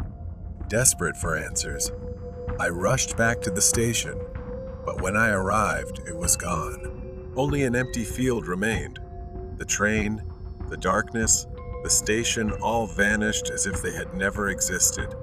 Memories flooded back the faces of victims, broken families, the whispers of those who had vanished without a trace. Each shadow symbolized a haunting reminder of what I had escaped, of the guilt I carried for failing to protect those who needed me most. I turned away and walked on, ready to embrace the memories instead of fleeing from them. The shadows may linger, but I would no longer let them control my life. The House of the Lost Child. It was 2006 when my family moved into this house. My parents decided to quit their jobs and start anew in the countryside. I was just a child then. But something about this house struck me immediately. The first thing I noticed when we moved in was the stairs. Every time I passed by, I would see a shadow silently moving up and down. It never frightened me. In fact, it felt oddly familiar. I was 6 years old, but I could always see things that others couldn't, and this house was no exception. I didn't tell my parents right away, not because I was scared, but because I felt that presence meant us no harm. Still, I was very afraid of the dark. My room was upstairs while the bathroom was downstairs. Every night, before going to bed, I would use the bathroom to avoid facing the fear of going down the stairs alone at night. But one night, my mother's voice woke me. She called out to me, angrily and irritably, telling me to come downstairs and not to run around anymore. I sat up in bed, confused. I hadn't run at all. In the following days, I kept experiencing similar incidents. My mother often scolded me for running around the house, accusing me of mischief. I had told her many times that I hadn't done it, but she never believed me. Then one night, the power went out, and we were almost engulfed in darkness, lit only by a few flickering candles in the living room. As we sat together, I saw it again, a shadow. It swayed back and forth, hovering over the sofa. My mother didn't see it, but I did. That presence was very strong but had no malice. That night, as we lay in bed, my mother and I heard a voice, soft yet clear as day. Mom, where are you? I'm cold. That voice belonged to a child, and it came from just outside our bedroom. My mother looked at me, eyes wide with fear. As I grew older, I began to understand that the shadow wasn't there to harm us. It wasn't a ghost trying to scare us, but a lost child searching for something. The more I thought about it, the more I realized that spirit was looking for its mother. I had a friend who could sense things like I could, and they suggested that I tell the spirit to move on. So one quiet afternoon, I stood in the living room and said to the air, "I believe your mother loves you very much. You can move on. It's time to go to a happier place." The house felt different afterward. The shadow disappeared. The footsteps stopped. No more voices at night. I thought that the spirit had finally found peace, or perhaps it needed to validate something because it had been left here and unable to move on in this house. In 2018, my aunt, Tita, who had worked abroad, returned home to retire. One evening, we sat together in the living room, sharing stories. We talked about the strange occurrences that had taken place in the house over the years. I told her about that spirit, about how my mother had once mistaken it for me because it looked like a small child. I explained how I had ultimately helped it move on. As I was speaking, I noticed something. Tita, she's crying. She started telling me a story I had never heard before. Long before I was born, my grandmother, she was pregnant with Aunt Tita. Not long after that, there was a baby boy. She named her son Angelo. Suddenly one day, Grandma left and didn't come back. At that time, Aunt and Angelo were too young to know what to do in this remote suburb. So, Angelo lay on the sofa. The boy was sick and passed away in his sleep while clutching a small glass jar that his mother had given him. He was only about 3 to 4 years old. At that time, my aunt was too young to understand what was happening and thought her brother was just sleeping until one day a neighbor came and took the boy to a small coffin and buried him. Our new house sits on this land. Perhaps the boy could not move on because he was waiting and didn't know when his mother would return. Sometime later, my aunt, the boy's sister, passed away just after we talked about him. Now, standing in front of the house, I can't shake the feeling that something has changed. Then came the unmistakable sound of soft footsteps. They echoed from the hallway behind me, moving toward the stairs. I turned around, breath caught in my throat. The shadow had returned. As I climbed the stairs, I saw the shadow standing right above and sliding into my bedroom. Upon reaching the room, I hesitated. My hand hovered over the doorknob, and just as I was about to turn it, I heard, Mom, where are you? I slowly pushed the door open, the creaking hinges filling the silent house. The room was bathed in the faint light of the moon filtering through the window, casting a cold glow over everything. My heart skipped a beat as I saw Angelo. This time, he was not just a shadow. He stood in the middle of the room, a small, frail figure, unmistakably a child. His head was bowed down. Then slowly, Angelo lifted his head, and for the first time, I saw his face. A face with deep-set eyes filled with sorrow. His mouth opened, and in a voice that sent chills down my spine, he whispered, Mom, where is she? I wanted to tell him, to explain that she had passed away.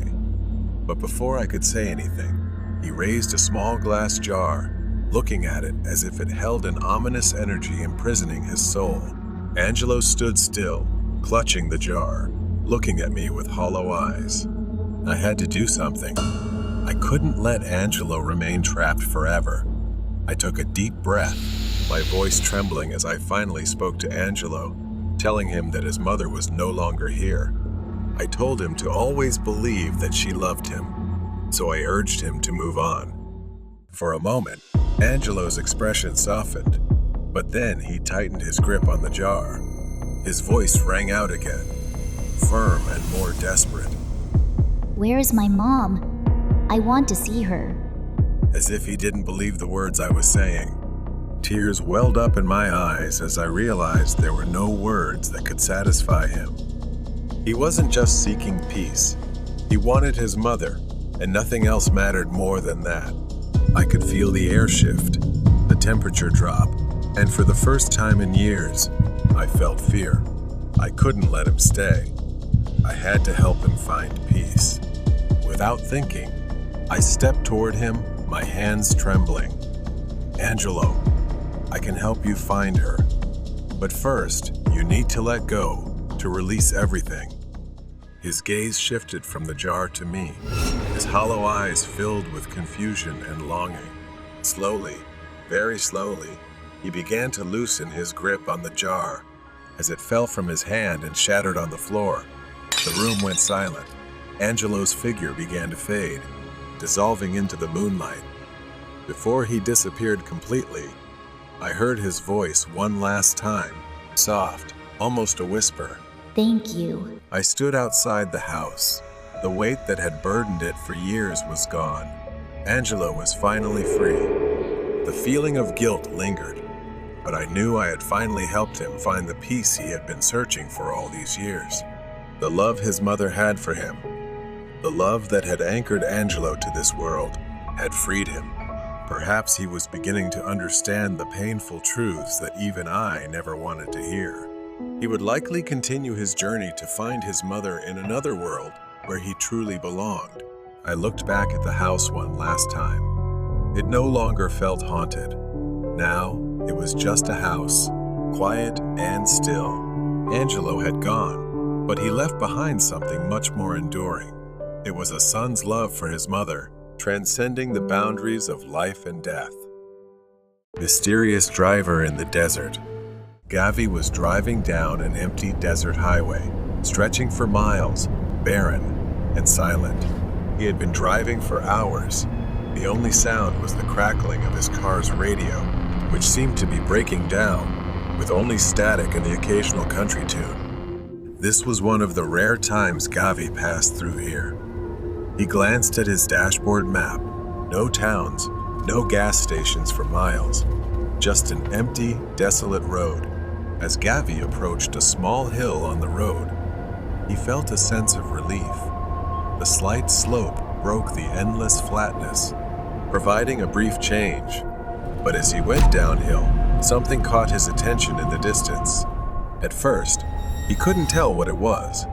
Just a shape, a dark figure faintly illuminated by the moonlight. But as he got closer, the figure took form a person standing on the side of the road. Gavi slowed down, squinting to get a better look. It was a woman, standing alone in the middle of nowhere. She wore a long white dress and had pale skin. Her long black hair hung over her face as if soaked in water. Gavi muttered, wondering what she was doing out here. There was nothing for miles. No cars, no houses. How did she even get here? Gavi slowed the car further, considering whether to stop. Maybe she was lost. But as he got closer, something sent a chill down his spine. Her hair looked too wet, as if she had just walked out of a rainstorm, even though the desert had been dry for weeks. And her face, what little he could see of it, her eyes were too large, unblinking, staring straight at Gavi through the wet strands of hair. He hit the gas, speeding past her in fear. Even though he tried to convince himself she was just a lost traveler or perhaps a prank, Gavi couldn't shake the feeling that something was very wrong. Minutes passed, and Gavi continued driving through the endless desert, the eerie calm returning. He kept glancing in the rear-view mirror, feeling as if someone was watching him. He shook his head, trying to stay focused, but then Gavi saw another hill in the distance, just like the one he had passed earlier. And after a short drive, there she was again. The same woman, the same white dress, the same wet hair covering her face. But this time, she was closer to the road, and her smile was even wider, more unnatural. Gavi couldn't believe his eyes. How could she have gotten here before him? There was no way she could have moved that fast. He didn't think twice and slammed his foot on the gas, speeding forward to get past her. This time, Gavi didn't dare look back. Another hill appeared ahead, and the familiar fear tightened in Gavi's chest. He didn't want to go over it, didn't want to see her again, but he had no choice. His worst fear came true. She was there again, standing and waving at him. Her smile now impossibly wide, stretching nearly from ear to ear, and her cold, soulless eyes stared directly at Gavi. Maybe she was some sort of hallucination conjured by his imagination. No matter how much he tried, the fear continued to gnaw at him. He had heard the stories of haunted highways, of strange ghosts appearing to night travelers, but he had never believed them until now. He couldn't keep driving and needed to stop to escape this cursed road. But there was no exit, no rest stop. Gavi felt trapped with no way out. And then, the radio started crackling again. He reached out with a trembling hand to adjust the dial. But before he could turn it off, Gavi felt something cold touch the back of his neck. He froze. Reaching from behind the driver's seat was a pair of pale white hands. The fingers wrapped around his face, slowly digging their nails into his skin. Gavi was now about to face something he didn't understand, and he still had a secret he was hiding. Mysterious driver in the desert.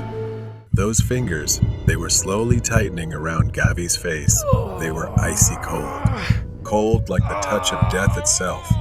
He was frozen in place. Slowly, with fear creeping down his spine, he turned to look. Gavi couldn't see the face those hands belonged to, but he had the sense it was a woman. Was it the woman? The one he'd passed many times on the highway? His mind was flooded with horror. The car swerved violently as the grip on him tightened. The tires screeched against the road. The car was losing control.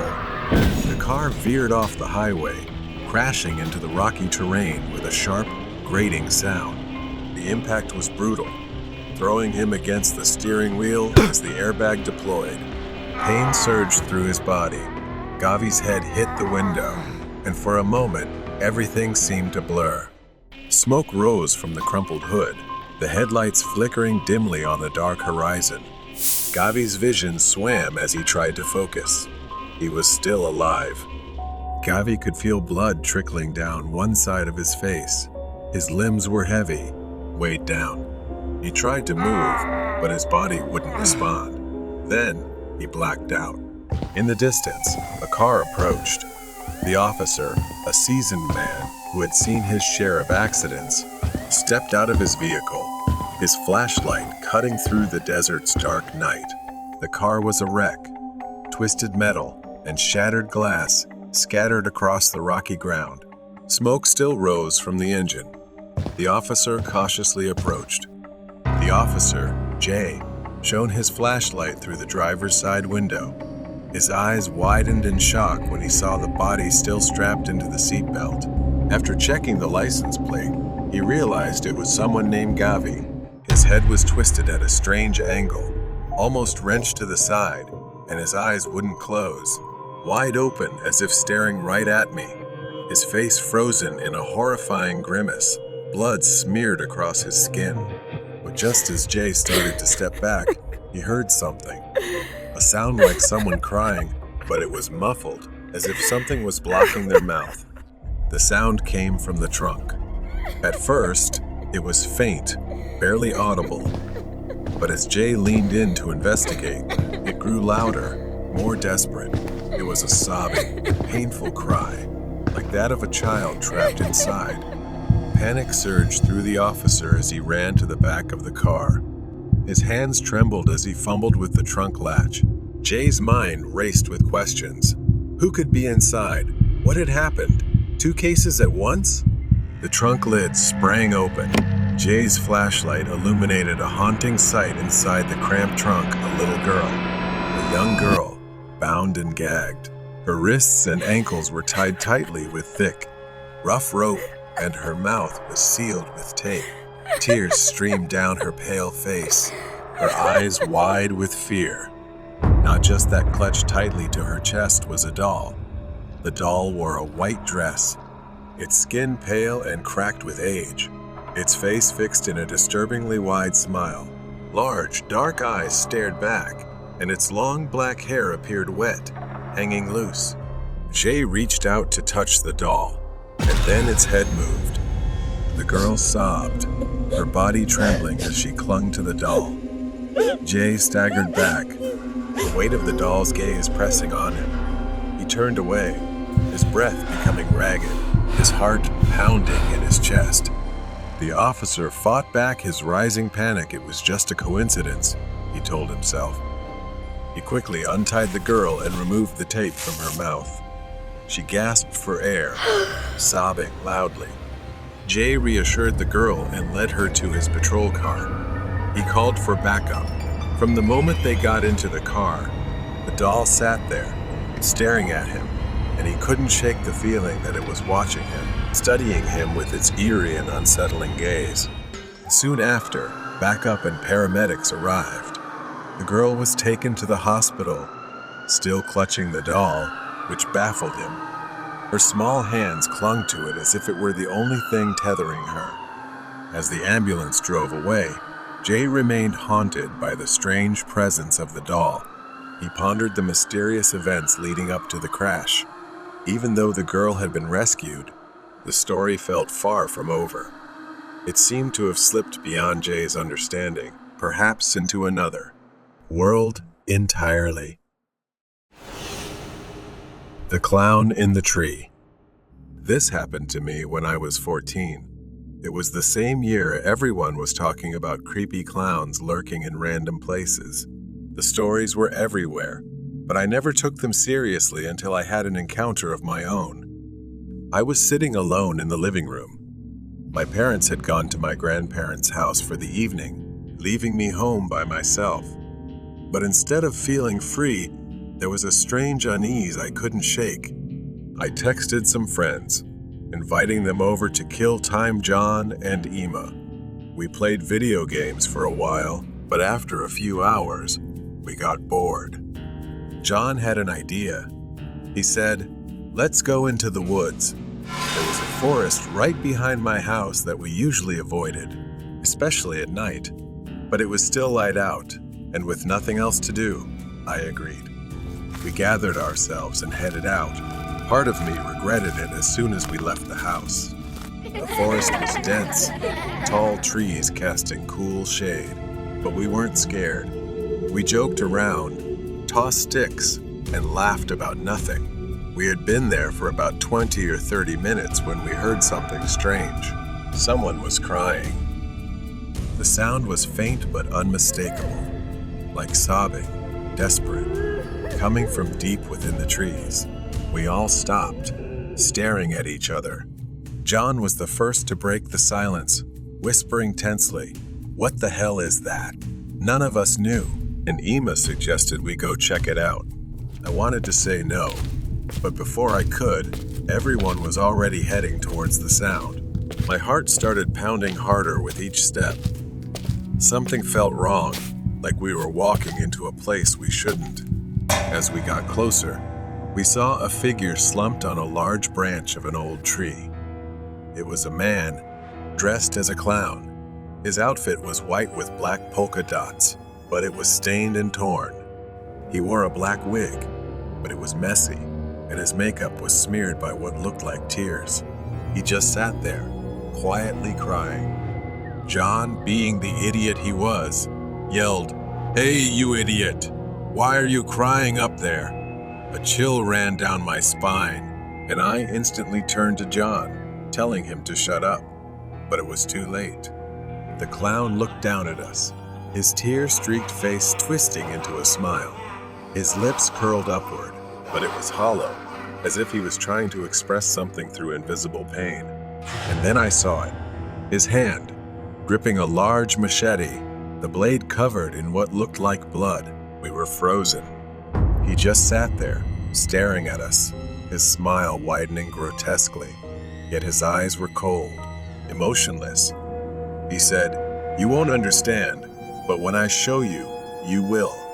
Panic surged through me, and without thinking, I screamed, "Run!"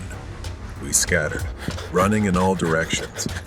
My heart pounded, my feet barely touching the ground as I sprinted towards home. The forest seemed endless, branches scratching at my skin as I ran. I could hear the others screaming, their voices fading as we were separated. I reached the edge of the woods, sprinting into my backyard. I didn't stop until I was inside, slamming the door behind me. Then, I waited for my friends. Emma made it back, panting and pale with fear. But John wasn't with us. We waited for him, hoping he'd burst through the door, laughing about how scared we were. But then we waited, and no one came. We called the police. They came and searched the forest. We told them everything: the clown, the machete, the crying. They didn't seem surprised. It turned out the man we saw was a local. He had been on the run for days. The police said he was a heavy drug user who had killed his wife and left her body wrapped in a white sheet. The next day, they found John. He was dead, discovered in a deep lake in the forest. The man must have chased him while the rest of us ran. I couldn't believe it. John was gone, just like that. And it was my fault for agreeing to go into that forest. If I hadn't, maybe he would still be alive. I told my parents everything, and they promised never to leave me home alone again. But it didn't help much. I couldn't sleep for weeks, and when I did, I had nightmares of the clown standing in the forest, smiling at me with his blood-stained machete. It's been 5 years since that night. I'm 19 now, but the memory of what happened in the forest is still burned into my mind. John's disappearance and the discovery of his body in the lake. It haunts me. No one ever talked about it after the police closed the case. A tragic accident, they said. A drug-crazed maniac. But I knew there was more to it. For years, I pushed the memories down, but recently, they've started to resurface. It began with nightmares, the image of the clown, his twisted smile. But lately, it's been more real, as if he's not just in my dreams anymore. Something is coming for me. I've started feeling like I'm being watched again, just like back then. And tonight, I swear I saw him, standing at the edge of the forest behind my house, staring at me. I grabbed a flashlight, pepper spray, and a taser. I don't even know what I was thinking, but I couldn't sit here, paralyzed by fear anymore. The only way to end this is to go back to where it all started. The air was thick with silence as I stepped outside, the flashlight casting weak beams through the trees. The moment I entered the forest, each step felt heavier than the last, as if the woods themselves were pulling me deeper into the darkness. I didn't know where I was going, but my legs seemed to remember the way. Soon enough, I found myself back at the place where we had first seen the clown crying. Suddenly, the rustling of leaves shattered the silence. I froze. The sound of snapping twigs grew closer. I slowly turned around. The flashlight shook in my trembling hands, illuminating a figure perched on a branch, whistling. It was him. He looked just like before, his white clothes smeared with dirt and something darker dried blood. His black wig was still a tangled mess. He just sat there, staring, holding the machete. The clown tilted his head, his smile twisting even more as he jumped down effortlessly, walking slowly, deliberately toward me. He said, "Welcome back." I was so angry I almost cried, yelling that I knew what he had done to John. The clown's smile faded, replaced by a fake look of pity. "You don't understand," he whispered. "I didn't kill him. He chose it."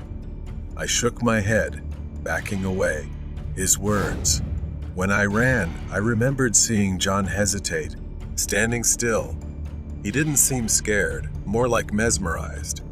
And what he said before we ran into the woods, he looked sad, doesn't he? I snapped back to reality as the clown got closer, saying that when it was my turn, I'd understand. His words hit me like a punch. I stumbled backward, tripping over a fallen branch. The flashlight slipped from my hand, flickering as it rolled across the ground. Darkness enveloped me, and I reached to grab it, but the clown's footsteps were closer now. I looked up and saw him towering over me, raising the machete. I pulled the pepper spray from my pocket and sprayed it. He staggered for a moment.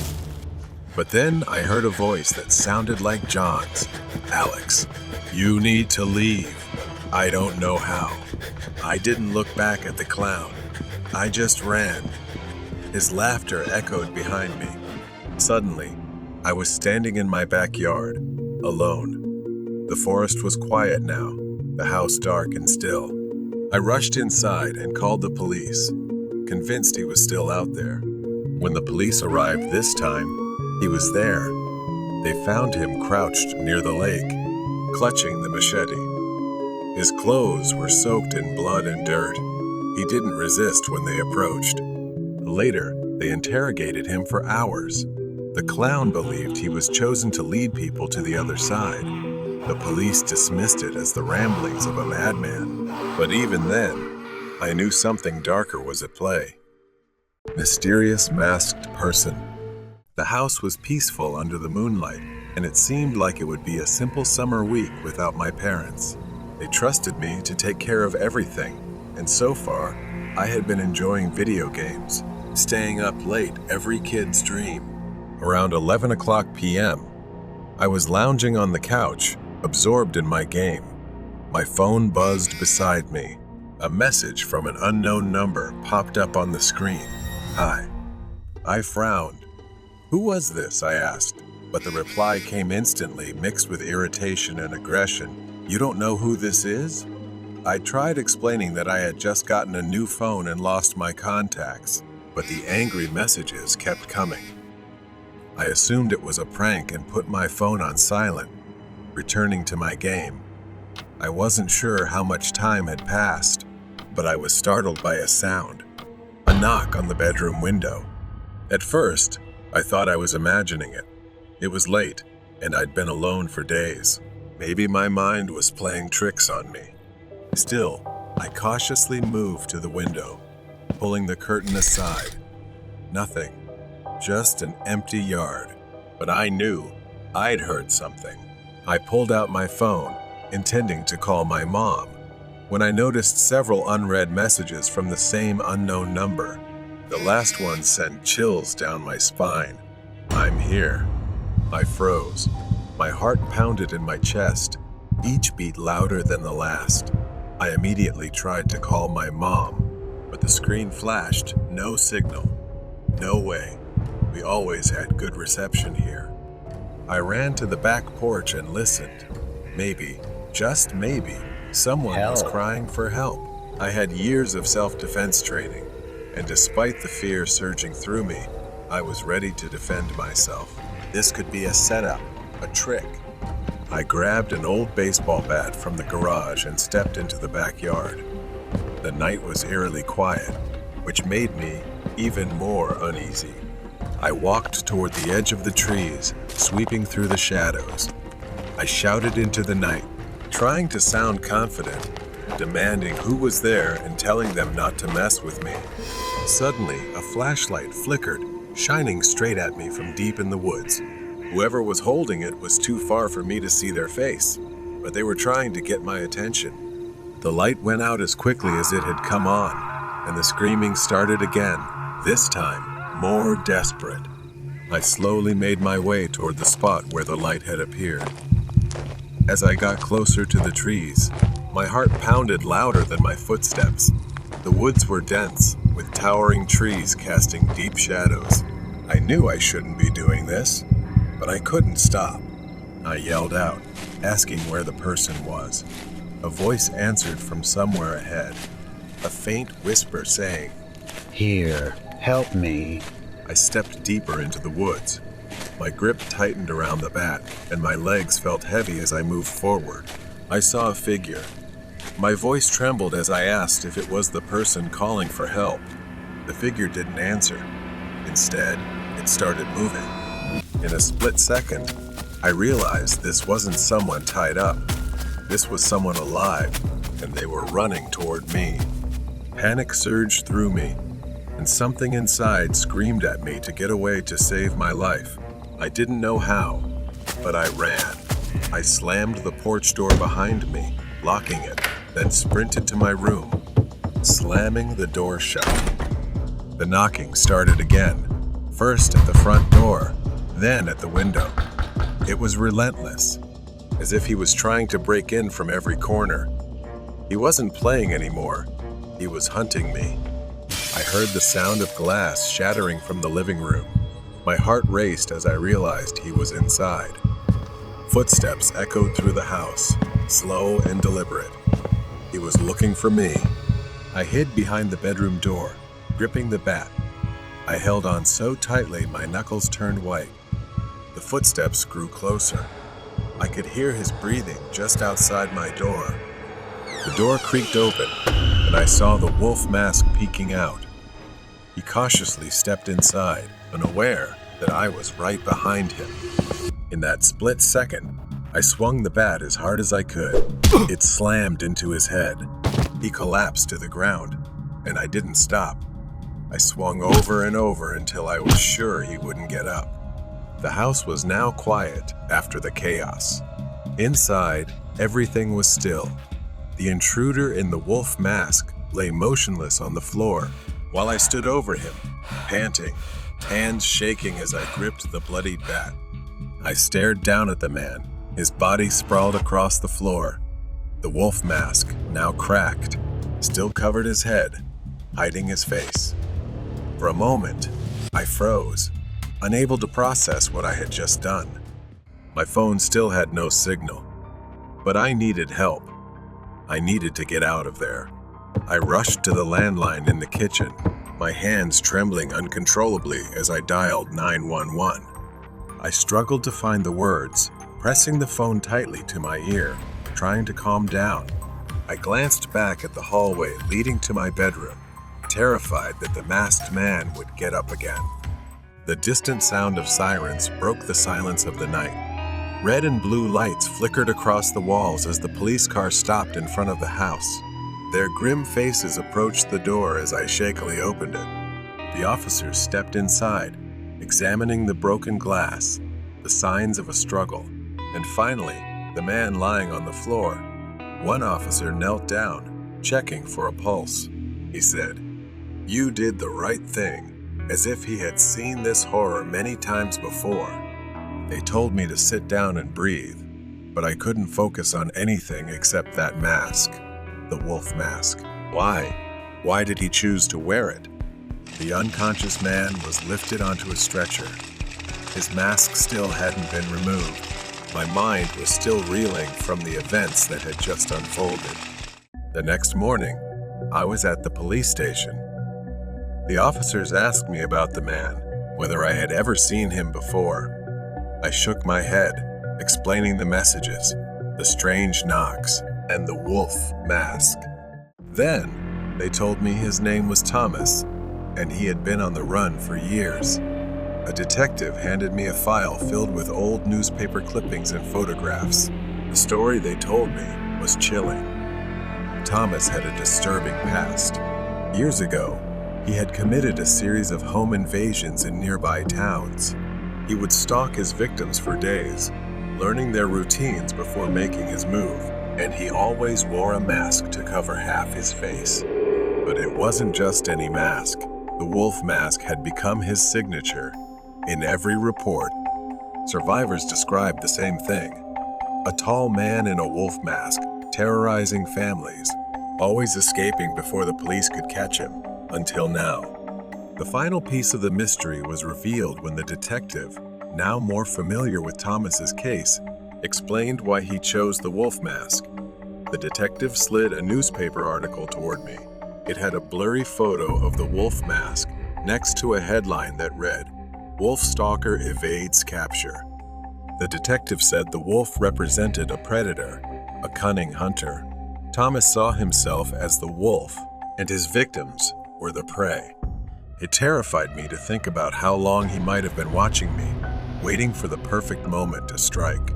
He had been toying with me, like a wolf plays with its prey. That night, back home, I sat alone in the living room, the faint hum of the TV filling the silence. My parents wouldn't be leaving me alone for a long time after this. The mystery of why he wore the mask had been solved, but the fear of that night still lingered. I didn't know if I would ever feel truly safe again, but one thing I did know, I would never forget the image of that cracked wolf mask lying on the floor. Run away from the stalker. It was one of those summer nights where the air was still, and everything seemed eerily quiet. The large, suburban house, with its perfectly trimmed lawn, stood imposingly. Inside, Chase and I had no idea of the terror about to unfold. I was 15 at the time, hanging out at my friend Chase's house. His parents were out, and we were home alone. The basement was every kid's dream. A TV, a pool table, video games. It was the kind of place that made you forget the world outside, and we were living the dream. We lounged on a big leather couch, watching a horror movie on TV, munching on chips. Chase had started to doze off. I was struggling with my own unease, the kind of anxiety I often felt when sleeping over at a friend's house. But tonight, it felt different. It was much worse. It must have been past midnight when I heard it, a door creaking open slowly. I glanced over the back of the couch and saw something unsettling. The laundry room door in the basement was wide open. I wanted to believe it was a trick of my mind, maybe just the wind, but I knew better. I quickly shook Chase awake. "Chase, wake up." The laundry room door. It opened by itself. Chase, groggy and half asleep, mumbled something about it happening all the time, and told me to go back to sleep. He didn't seem panicked, but I couldn't shake the strange feeling crawling down my spine. I insisted that we go close it together. We both got up and cautiously shut the door. Chase flopped back onto the couch, falling asleep within minutes. I tried to relax, but sleep didn't come easily. A while later, I woke up again, but this time, it wasn't a sound that startled me. Standing behind the couch, looking down at us, was a man. I froze. My breath caught in my throat. The man was pale, sickly looking, with sunken eyes and an expression that was deeply unsettling. He stood there, motionless, just staring at us. I screamed, a sound that shattered the stillness of the night. Chase jolted awake, his eyes wide with horror as he saw the man advancing toward us. In our panic, we ran. The basement had 2 exits, one leading upstairs to the front door, the other to a sliding door at the patio. In our terror, we split up. I ran for the patio while Chase bolted up the stairs. Gasping for breath, I quickly called the police, shouting out the address and frantically explaining that someone had broken into the house. But Chase, I couldn't leave him behind. I circled the house, sneaking back in through the same door I had used to escape. My heart pounded as I stepped inside. It was too quiet. The kind of quiet that makes your skin crawl. I knew I had to find Chase. I moved as quietly as I could, climbing the stairs, each step creaking beneath me. The house was massive, and the silence was suffocating. Then I heard it, Chase's voice. His scream, a desperate, terrified scream for help. I bolted up the stairs, my legs trembling. At the top of the stairs, I saw the man, the intruder, wrapping his hands around Chase's neck, choking him, his face twisted in a grotesque expression. Chase's eyes were wide, his face flushed as he struggled to breathe. I grabbed the closest thing I could, a heavy sports trophy from Chase's room. Without thinking, I charged at the man. I swung the trophy with all my strength, smashing it into the back of the intruder's head. The man collapsed to the floor, and Chase fell with him, gasping for air, but alive. We didn't wait. We ran outside, not stopping until we reached Chase's treehouse. There, we hid, waiting for the sound of sirens. Chase was still trembling, rubbing his neck where the man's hands had gripped him just minutes earlier. We sat in silence, too afraid to speak. I looked out through the small window in the treehouse, scanning the yard for any sign of movement. The house looked eerily still, as if nothing had ever happened. Chase whispered, "What do we do now?" I had no answer. All I knew was that I couldn't let him go back inside. Suddenly, a faint rustling came from the direction of the house. I held my breath, straining to listen. At first, it was soft, like footsteps on grass. Then, I saw him, the man. He was slowly walking across the yard, his movements deliberate. His sunken eyes stared straight ahead, almost robotic, as he made his way toward the treehouse. I grabbed Chase's arm, pulling him away from the window. "He's coming." We both backed into the corner of the tiny treehouse, barely breathing. The man's footsteps grew louder. Now I could hear him, crunching on the gravel path leading to the treehouse ladder. The creaking of the ladder made me jump with fear. He was climbing. I could feel the weight of him pressing down on the structure as the treehouse swayed with each step. Chase looked at me, eyes wide with terror. I had to do something. I scanned the cramped space, frantically searching for anything I could use as a weapon. My eyes landed on a rusty toolbox Chase's dad had left there months ago. I grabbed a metal rod nearby, gripping it tightly in my trembling hands. The man's hand appeared at the edge of the treehouse entrance, his fingers curling around the wooden frame. I swung the rod down with all my strength, The man let out a groan of pain, lost his balance, and fell backward off the ladder. He hit the ground hard. I grabbed Chase, and we scrambled down, running as fast as we could toward the house.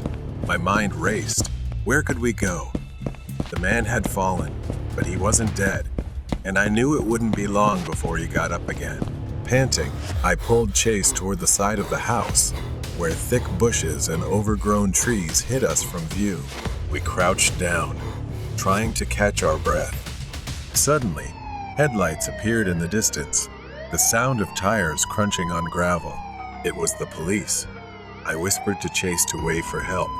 We stood cautiously, peering around the bushes. The man was nowhere to be seen. I signaled to Chase to follow me.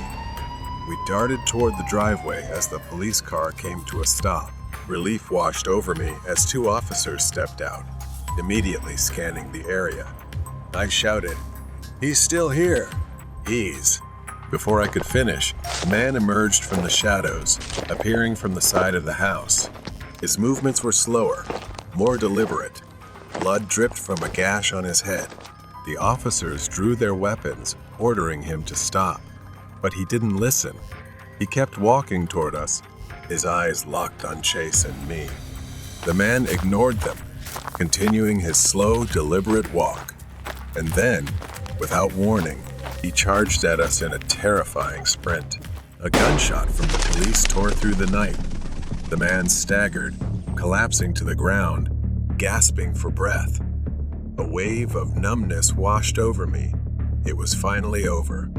That night, as Chase and I sat in the police station, I learned that the man was a drifter, living in abandoned houses across the city. He was mentally unstable, with a history of violent behavior. But the most chilling detail? In his pocket, they found a crumpled old photograph. It was of Chase's house. The man had been watching us for a long time. Chase and I stood outside the police station, waiting for our parents to arrive. The terror of the night still weighed heavily on us. It served as a reminder that real horror doesn't always come from the darkness. Sometimes it's standing right behind you, watching. Trucker's Secret Mission. Another long and quiet night on the highway. The road stretched endlessly before me, illuminated only by the headlights of my truck. I had been driving this road for years, working undercover as a long-haul truck driver. My real job was much more dangerous, tracking criminals, operating on these desolate roads under the cover of darkness. I am an undercover cop. My truck is my weapon, my disguise, and my hideout. Tonight was supposed to be like any other night, but I had a feeling, something gnawing at the back of my mind, telling me that tonight would be different, so I needed to be extra cautious. The road was deserted. The only sounds were my engine and the occasional rustle of wind over the barren landscape. I kept my eyes on the road, scanning the distance for any signs of trouble. Criminals often use these isolated highways to conduct their business, and I've made it my mission to stop them. Suddenly, I spotted a figure standing by the roadside, waving for me to stop.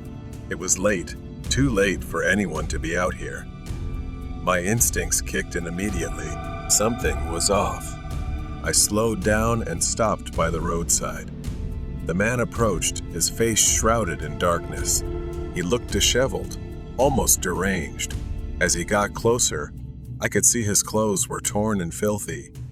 His hands twitched nervously at his sides, and there was a wild look in his eyes. I cautiously rolled down my window. "Do you need help?" But there was something about this guy, something dangerous. He didn't answer right away. Instead, he smiled a slow, eerie smile that sent chills down my spine. Then, he pulled something out from under his coat, a small black box. I recognized it immediately. It was a vial containing a dangerous, illegal substance, something that could be lethal on contact. My heart beats fast. This is no ordinary hitchhiker. He is a dangerous man, and his target is me. The man stepped closer, holding the vial in one hand and a small knife in the other.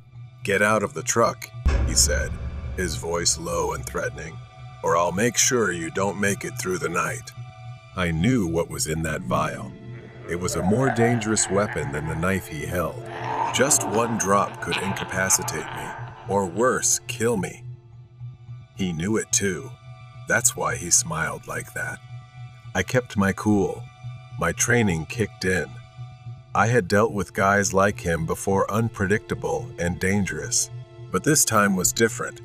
He wasn't just a criminal, he was playing a twisted game, and I was his target tonight. I slowly unlocked the door, my mind racing as I tried to think of my next move. The man continued to smile, his eyes gleaming with some sick satisfaction. "Come on," he taunted, waving the knife. "Get out of the truck, Brian." I froze. How did he know my name? I had never met this guy in my life, yet he knew who I was. He stepped closer, holding up the vial. "You think you're so smart, don't you? Driving around here pretending to be a hero, catching guys like me. I've been watching you for a long time." The truth hit me like a punch. This wasn't random. He had planned this, but maybe he didn't know I was really a cop. I climbed out of the truck, raising my hands to show compliance. My mind raced, searching for an opportunity. The man circled around me, still grinning like a madman.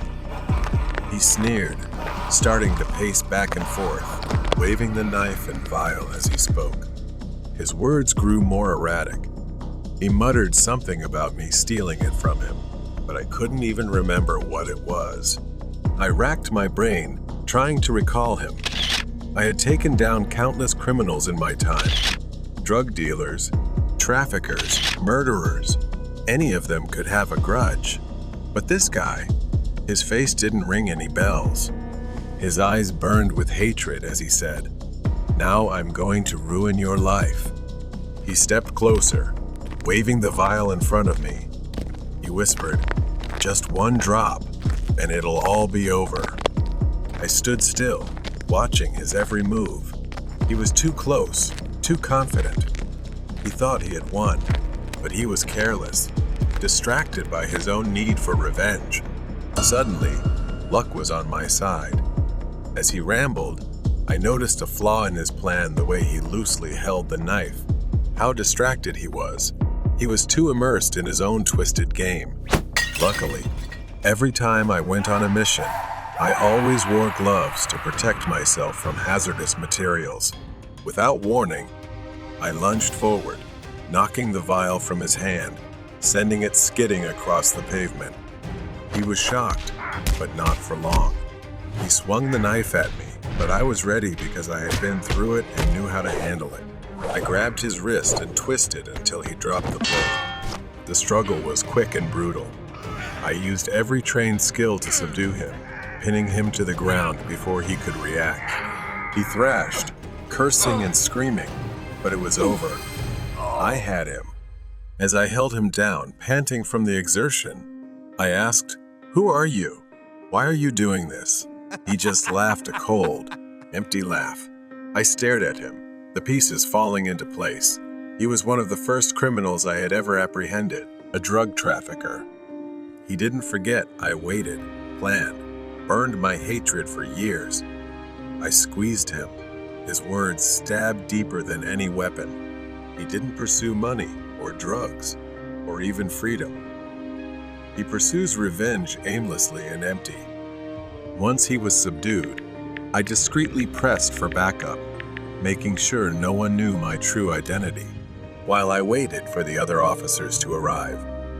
I couldn't shake the chill down my spine. This man, this forgotten criminal, had built his entire life around destroying me. The lights of the patrol cars approached. This job wasn't just about catching criminals. It was about the shadows that follow you, carrying grudges from the past that never truly go away. My colleagues took him away. For every criminal I took down, there would be another waiting, another with a grudge, another seeing me as the one who ruined their lives. But now I understood more. The real danger wasn't out there on the road. It was in the shadows, waiting for the right moment to strike. Stranger at the campsite. A woman, Lena, in her 20s, stood at the edge of the familiar trail leading to her campsite. Her hiking backpack was slung over her shoulders, and a neatly rolled-up tent was strapped to it. She breathed in the fresh air, savoring the tranquility of nature. Lena had been camping here for years, escaping the monotony of her small town. The forest was her refuge. Lena moved forward, following the trail leading to the lake. The setting sun filtered through the trees. She felt at home here, but today, a strange unease crept into her chest. As Lena rounded the corner and arrived at the clearing by the lake, her heart skipped a beat. Standing near the water's edge was a man. He appeared to be in his 40s, wearing regular swim trunks and a faded white t-shirt. His small tent was already set up, not far from where hers would be. He was staring out across the lake, his back turned to her. Lena hesitated for a moment. She usually camped alone, and seeing someone else here made her feel uneasy. With a slight shrug, she moved a little further from his tent and began setting up her own. She gathered large stones, arranging them into a neat circle to prepare for her campfire later. As she was absorbed in her work, she noticed movement. The man was no longer facing the lake. He was staring directly at her, standing eerily still. Lena's heart raced. She tried to ignore him, focusing on her campfire. But every time she glanced up, he was still there, motionless, his eyes locked on her. Her discomfort grew. She awkwardly raised her hand and waved. Maybe he was just being polite. Maybe he wanted to say hello. But after a moment of silence, the man simply turned and walked along the shore without acknowledging her. Lena frowned. Something about him didn't feel right, but she shook off the thought. She grabbed a chair and sat by the shore, determined to relax and enjoy the view. Hours passed, and the sun began to set. Lena packed up her chair and returned to her campsite. She started a campfire, hoping to relax after the strange encounter. As she stared into the flames, her eyes drifted toward the tree line. A figure stood in the distance, partially hidden behind a tree. Lena squinted, trying to make sense of the shape. It was the man in the white shirt. He had returned, standing there, watching from a distance. Lena quickly shifted her chair to the other side of the fire so she could face him. Time passed slowly. The man stood frozen in place as the forest around them grew darker. The shadows deepened, and soon, his figure became blurry, blending into the trees. Even though it was dark, Lena knew he was still there. He could see her clearly, illuminated by the fire, but she could no longer see him. Fear gnawed at her. What was he doing? Why hadn't he returned to his tent?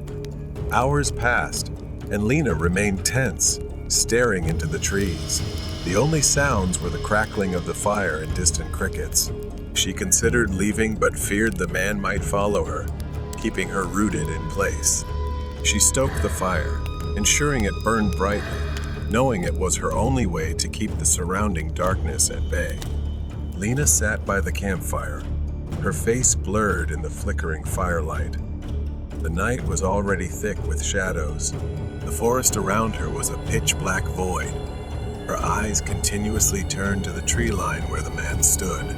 Even though she could no longer see him, she knew he was still out there, following, waiting. Suddenly, a tree branch broke nearby. Lena stiffened, her breath caught in her throat. She looked around her camp, squinting into the darkness. Perhaps he has already arrived. The flames cast long, flickering shadows. Lena couldn't stop imagining shapes moving among the trees. There, at the edge of the tree line, someone was probably standing there because she always heard footsteps crunching through the forest. Then slowly, the man's silhouette appeared. She regained her determination, suddenly stood up, picked up a thick branch from the fire and held it as a weapon. The man didn't flinch. He remained still, watching her as if waiting for her next move. Lena shouted into the darkness, her voice trembling but firm, asking who he was and what he wanted from her. But there was no response. The man tilted his head slightly, as if confused by her defiance. Lena's skin prickled with fear. She gripped the burning branch tightly and stepped closer to the edge of the campfire, ready to defend herself. But then, without warning, the man turned and walked into the forest. Slowly, cautiously. His footsteps were eerily soft. Lena watched him go, not daring to follow. He disappeared into the darkness, swallowed by the trees, but the tension in the air didn't lessen. She didn't believe he was truly gone. The night dragged on. Lena struggled to stay alert, her body heavy with exhaustion, her mind clouded with fear. The fire had burned down, casting only a faint light. Despite her best efforts, her eyes began to droop. She couldn't fight it any longer. After only a short while, Lena was startled awake by a faint sound, her eyes snapping open. The fire was nearly out. Only a few embers remained. The air was cold and damp. For a moment, she was disoriented, unsure if she had imagined the sound. But then she heard the faint rustling sound again, this time coming from behind the tent. Lena's heart raced. She stood up slowly, creeping carefully to avoid making any noise. She grabbed a nearly burnt-out branch from the fire, gripping it tightly. She cautiously walked around the tent, following the sound. The rustling grew louder as she approached the back of the tent. Lena tightened her grip on the branch. She took a deep breath and rounded the tent, only to find a squirrel nibbling away. The area behind the tent was empty. Lena frowned, confused. She could have sworn she heard something like footsteps. She returned to the fire, scanning the surroundings. The first light of dawn began to filter through the trees. Lena's body was stiff from sitting for hours, her eyes heavy from the sleepless night. It seemed like she was very lucky. For some reason, the man never returned, and she saw no sign of him for hours. But the insecurity is still there. Lena quickly packed her things, wasting no time. She glanced nervously at the tree line. The forest remained quiet and still, as if the events of the previous night had never happened, and she wished that were true. She slung her backpack over her shoulders and began walking briskly toward her car. Her legs trembled. Every rustling leaf or snapping twig made her jump, but the trail remained empty. As Lena neared the parking lot, she began to feel a sense of relief. She could see her car up ahead, the only vehicle in sight. She quickened her pace, eager to leave the forest and the strange man behind. But as she reached the clearing, she froze in her tracks. His tent was still there. She slowly, cautiously, walked toward it. The tent flap was slightly open, the inside dark, but there was nothing there. Lena backed away, her mind racing. What kind of game was this? Was he even real? She snapped out of it and hurried toward her car. She slammed the door shut, her hands trembling as she started the engine, and drove off. As Lena sped down the winding road, she glanced into her rearview mirror.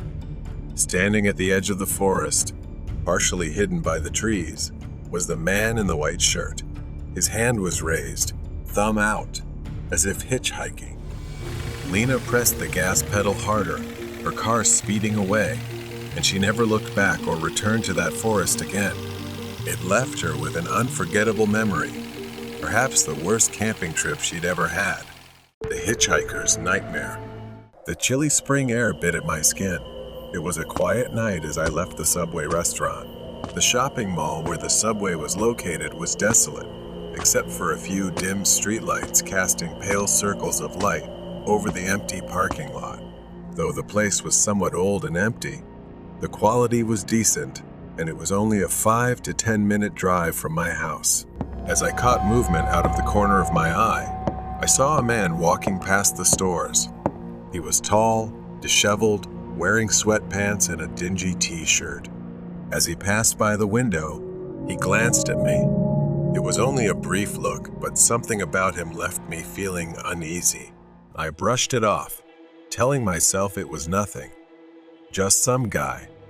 I pushed open the door, my breath visible in the cold night air, and started walking the short distance to my car.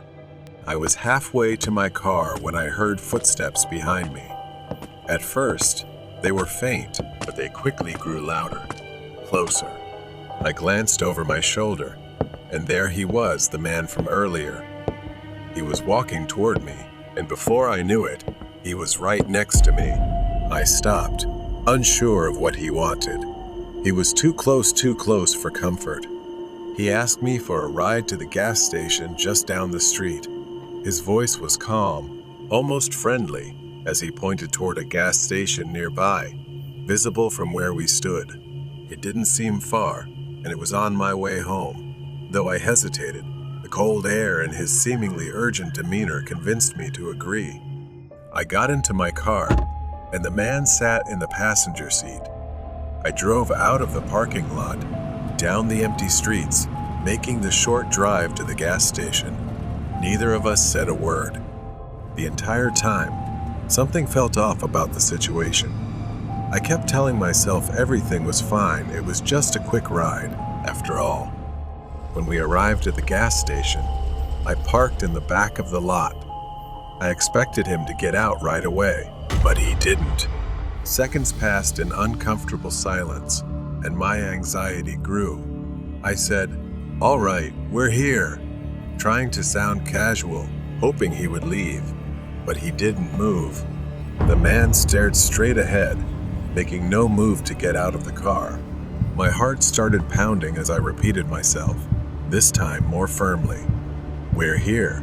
Isn't this where you wanted to go?" Finally, he spoke. His tone had changed. It was no longer friendly, but cold, almost irritated. He told me this wasn't the right gas station, and that he needed to go to a different one farther away. I glanced at the gas station in front of us, confused and worried. I was sure this was the place he pointed to. I gripped the steering wheel tighter. I told him I wasn't going any farther and that I needed to go home. The man didn't reply. He just sat there, silent. The tension in the car was building, and I could feel my pulse quickening. I asked him to get out, my voice now shaky. He refused and said no. I glanced around the gas station, looking for someone who might help. A few cars were parked under the bright lights, but I didn't dare move. He seemed stubborn, and I was scared he might harm me. I felt trapped, like the walls of the car were closing in on me. Suddenly, a noise broke the tension, a car door slamming nearby. I glanced into the rearview mirror and saw a woman stepping out of her car, walking toward the gas station store. Seeing someone else, even from a distance, gave me a brief surge of courage. I turned back to him, my voice stronger this time. "I need you to get out of my car, right now." His expression hardened, his eyes narrowing as he leaned slightly toward me. His voice was low, almost a whisper, as he said he wouldn't get out until I took him where he needed to go. I couldn't take him anywhere else, and I couldn't sit there any longer with the fear gnawing at me. I glanced back at the gas station, hoping someone would look my way, but no one did. I needed an exit, and fast. I reached for my phone, trying to act as casual as possible. I said, "Okay," to buy myself some time, pretending to check the GPS for the other gas station he claimed he wanted to go to. He said nothing, but his eyes never left me. As my hand fumbled for the phone in my pocket, I could feel his gaze, watching my every move. My heart raced as I unlocked my phone, pretending to look up directions. In reality, I was opening the keypad.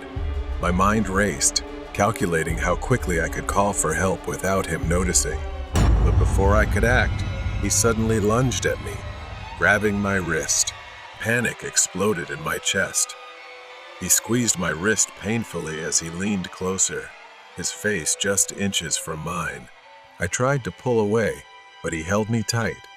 His voice was cold, threatening, telling me not to even think about it. I froze. My breath became shallow as I tried to stay calm and think of a way out. The gas station lights cast harsh shadows on his face, making him look even more terrifying. Out of the corner of my eye, I saw a police car pulling into the gas station, its headlights sweeping over the parking lot. The other man must have seen it too, because his hand suddenly loosened my wrist. Without warning, he let go of my wrist, opened the door, and got out of the car. He didn't look back, just walked quickly into the darkness behind the gas station. For a few minutes, I sat there in stunned silence, trying to process what had just happened. My wrist throbbed where he had grabbed me, but I was too shaken to focus on the pain. I took a deep breath, my hands trembling as I started the engine. I didn't want to stay there any longer. Without looking back, I drove out of the parking lot and onto the road, my headlights cutting through the darkness. As I drove, my mind replayed the encounter over and over, each detail etched into my memory. What did he want? What would have happened if the police hadn't shown up? One thing was certain, I would never make the mistake of letting a stranger into my car again. When I finally got home, I parked in my driveway and sat in the silence of my car for a long time, staring out at the empty street. The weight of what had just happened settled over me, and for the first time that night, I allowed myself to fully feel the fear. After resting for a bit, I was scrolling through the web to calm my nerves when I stumbled upon Complaint and wanted reports about a man who looked exactly like the one I had encountered. He was known for tricking people into giving him rides, then using various methods to steal something. He wanted after following his victims. Using the phone number I found in the article, I immediately reported to the local police where I last saw him, right that same night. Thank God, I realized how lucky I was to have escaped that mysterious man and survived. Lucky that the police had been there. Lucky that I hadn't driven him farther and made it home safely. Whispers from the mirror. I never thought that agreeing to sleep over at Thomas's house would lead to a nightmare. Thomas was always a bit odd, but as his desk mate, I'd grown used to his quiet nature. He was shy, and our conversations were mostly one-sided, with me doing most of the talking. Thomas was shy and strangely odd, but over time he began to open up. He smiled more often, though there was something unsettling about his smile that I couldn't shake off. One day, out of the blue, Thomas invited me to sleep over at his house. At first, I hesitated, but my curiosity about his mysterious family got the better of me. But as soon as I arrived, something felt off. Thomas's parents greeted me with the same unsettling smile he had, their eyes unnaturally wide. They were overly polite, and their voices held a forced cheerfulness that gave me chills throughout dinner. I could hardly focus on the food because I kept hearing something strange. A faint, distant crying, as if a child was sobbing somewhere in the house. No one else seemed to notice. I tried to ignore it, but the sound was so persistent that I finally had to ask Thomas. He just shrugged, his expression unreadable, and told me not to worry. After his parents went to bed, Thomas turned to me with a big grin and asked, "Do you want to meet my old friend?" His tone was cheerful, but something about it made me hesitate. I thought about it for a moment, but I didn't want to seem scared or cowardly. So I nodded, trying to hide my unease. We tiptoed down the dark hallway, the only light coming from the moon outside. I was most surprised by the Donovan family's apparent fascination with mirrors, lining them along the hallway walls. At the end of the hallway, we stopped in front of a large object covered by a cloth. The sobbing sound grew louder, echoing off the walls. Thomas stopped and whispered, "Don't worry. If he looks at you, just make sure you look away quickly." and you'll be fine. I didn't understand what he meant, but before I could ask, he pulled off the cloth, revealing an ornate mirror. Its intricate carvings wound around the frame like vines, but the most unsettling part was the sound of the crying. It seemed to come from within the mirror itself. I stared, as if hypnotized, as my reflection faded. Instead, a boy stood there, a boy I didn't recognize. I wanted to believe it was some kind of optical illusion, but then the boy turned and slowly started walking toward me. "Who is that, Thomas?" I asked him, but Thomas didn't answer. He just stood there with a puzzled smile. His face looked stretched and distorted like in a funhouse mirror, his lips curving into a strange smile as he reached out, pressing his hand against the glass. Suddenly, his fingers started pushing through the surface of the mirror, reaching toward me. I couldn't move, couldn't scream. Thomas yanked me away, shouting at me to look away. He pulled my arm, and I stumbled back, gasping for breath as I moved away from the mirror. His laughter echoed faintly, then faded as he slipped back deep into the mirror. We hurried back to Thomas's room, where he quickly locked the door behind us. Then we climbed into bed. When Thomas finally fell asleep, I lay there, my mind spinning. I had to get out of that house. I quietly slipped out of bed and headed for the door. Footsteps echoed behind me. Panicked, I hid behind the nearest door, peeking through a crack. Mr. Donovan, Thomas's father, walked past, holding a mirror. His voice echoed down the hallway. He's gone. Without another thought, I rushed down the hall, desperate to escape. Around me, mirrors reflected different terrified faces, followed by the wailing cries of children. I finally reached the garage, slammed the door shut behind me, and grabbed my bike. I pressed the button to open the garage door. As soon as the door opened, I saw Mr. Donovan standing in the doorway, his face twisted in rage. He lunged toward me, stumbling in his haste, and the mirror he was holding slipped from his hand. It shattered on the floor into pieces. Long, bony arms reached out from the shards, grabbing Mr. Donovan. His screams echoed through the garage as the hands pulled him into the broken glass. Terrified, I jumped on my bike and pedaled as fast as I could, leaving the house and the horrors inside it behind me.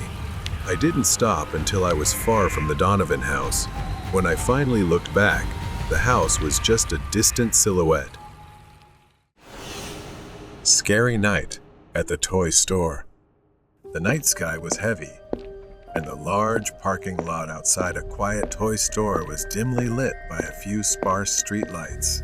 The store was about to close, and Sana, a woman in her 30s, walked toward the entrance. She held a list tightly in her hand. Her daughter's 6th birthday was coming up soon. Inside, the store was nearly empty. Sana walked past shelves filled with toys. She felt excited as she picked up stuffed animals and birthday decorations. As she walked, she had the unsettling feeling that someone was watching her. She glanced over and saw a man at the end of the aisle.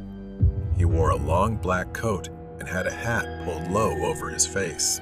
He just stood there, staring at her. Sana immediately looked away, pretending not to notice, but she could feel his eyes burning into her. She grabbed the last item on her list and moved to a different aisle, hoping to shake the strange and uneasy feeling. For the next 15 minutes, she tried to continue shopping, moving through different parts of the store. She hurried through checkout, her nerves on edge. After paying, she headed for the exit.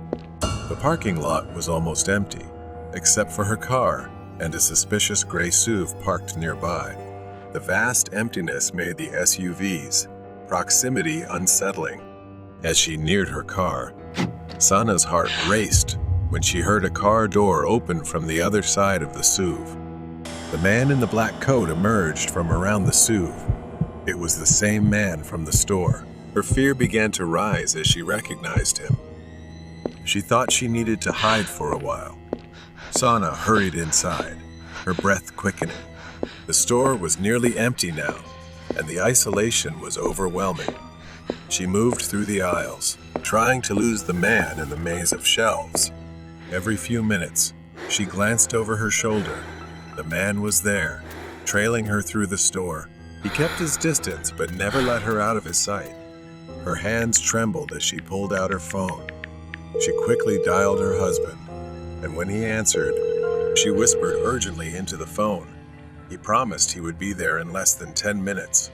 The minutes felt like hours as she moved around the store, pretending to browse but always keeping an eye on the man.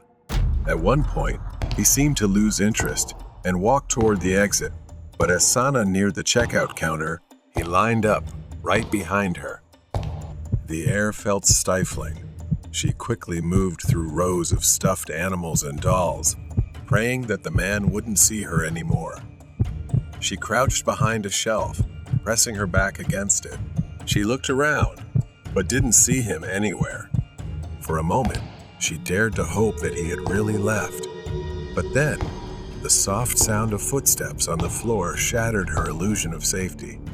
He rounded the corner, his figure looming larger as he got closer. Sana's back pressed against the shelf, and a row of dolls wobbled. She flinched in fear as one of them fell to the ground with a soft thud. The man stopped just a few feet away. She glanced, her eyes alert, watching his every move. This close, she could make out more details. His gloved hands, the lower part of his face visible beneath the brim of his hat. A faint, crooked smile tugged at the corner of his mouth. He took another step toward her. He reached into his coat, and for a moment, Sana's heart stopped. Was he pulling out a weapon? What was he about to do? Suddenly, headlights swept across the parking lot as a car pulled in. Sana's husband had arrived, and his car stopped right in front of the toy store. The man glanced toward the lights, his expression stiffening, growing cautious. He stepped back into the shadows as Sana's husband drew closer. Sana saw her husband get out of the car.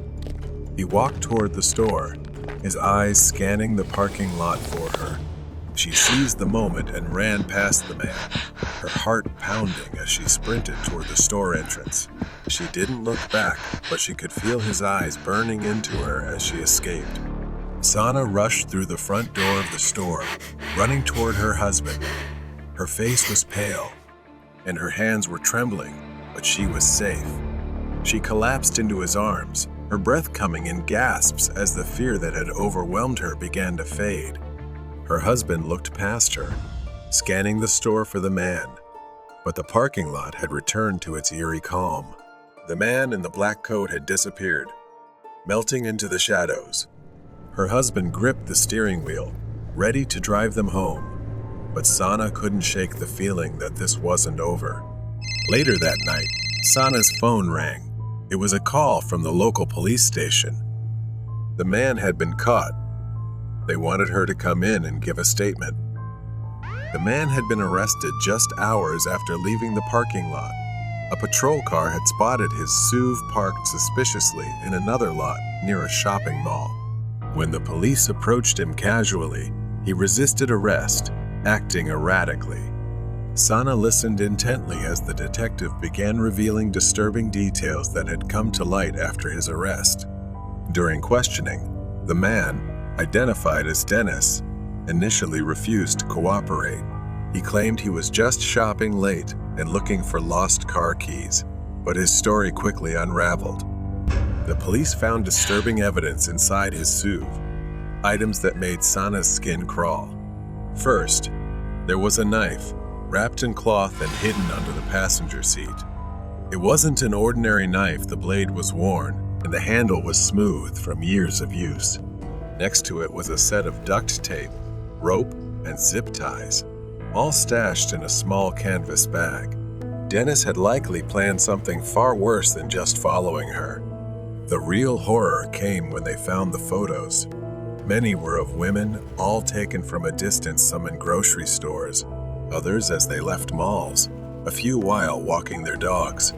And then Sana's breath caught in her throat. Scattered among the pictures were photos of her, some from the toy store that night, and many others taken before. They were taken when she dropped her daughter off at school, when she went grocery shopping, and even when she left her apartment. Realizing Dennis had been following her for days, maybe weeks, made her feel sick. As the investigation continued, more terrifying truths about Dennis emerged. He often stalked women, but none of his victims had ever filed charges. He was disturbingly careful, always skirting the edges of the law, always evading arrest or detection. 2 years earlier, in another town, Dennis had been investigated for the disappearance of a woman, though no evidence was ever found. The case had since gone cold. Sanaa was horrified to realize she could have easily become another cold case, another missing person, if her husband hadn't arrived in time that night. The police assured her Dennis would be locked up and no longer a threat. Sanaa and her husband left the police station.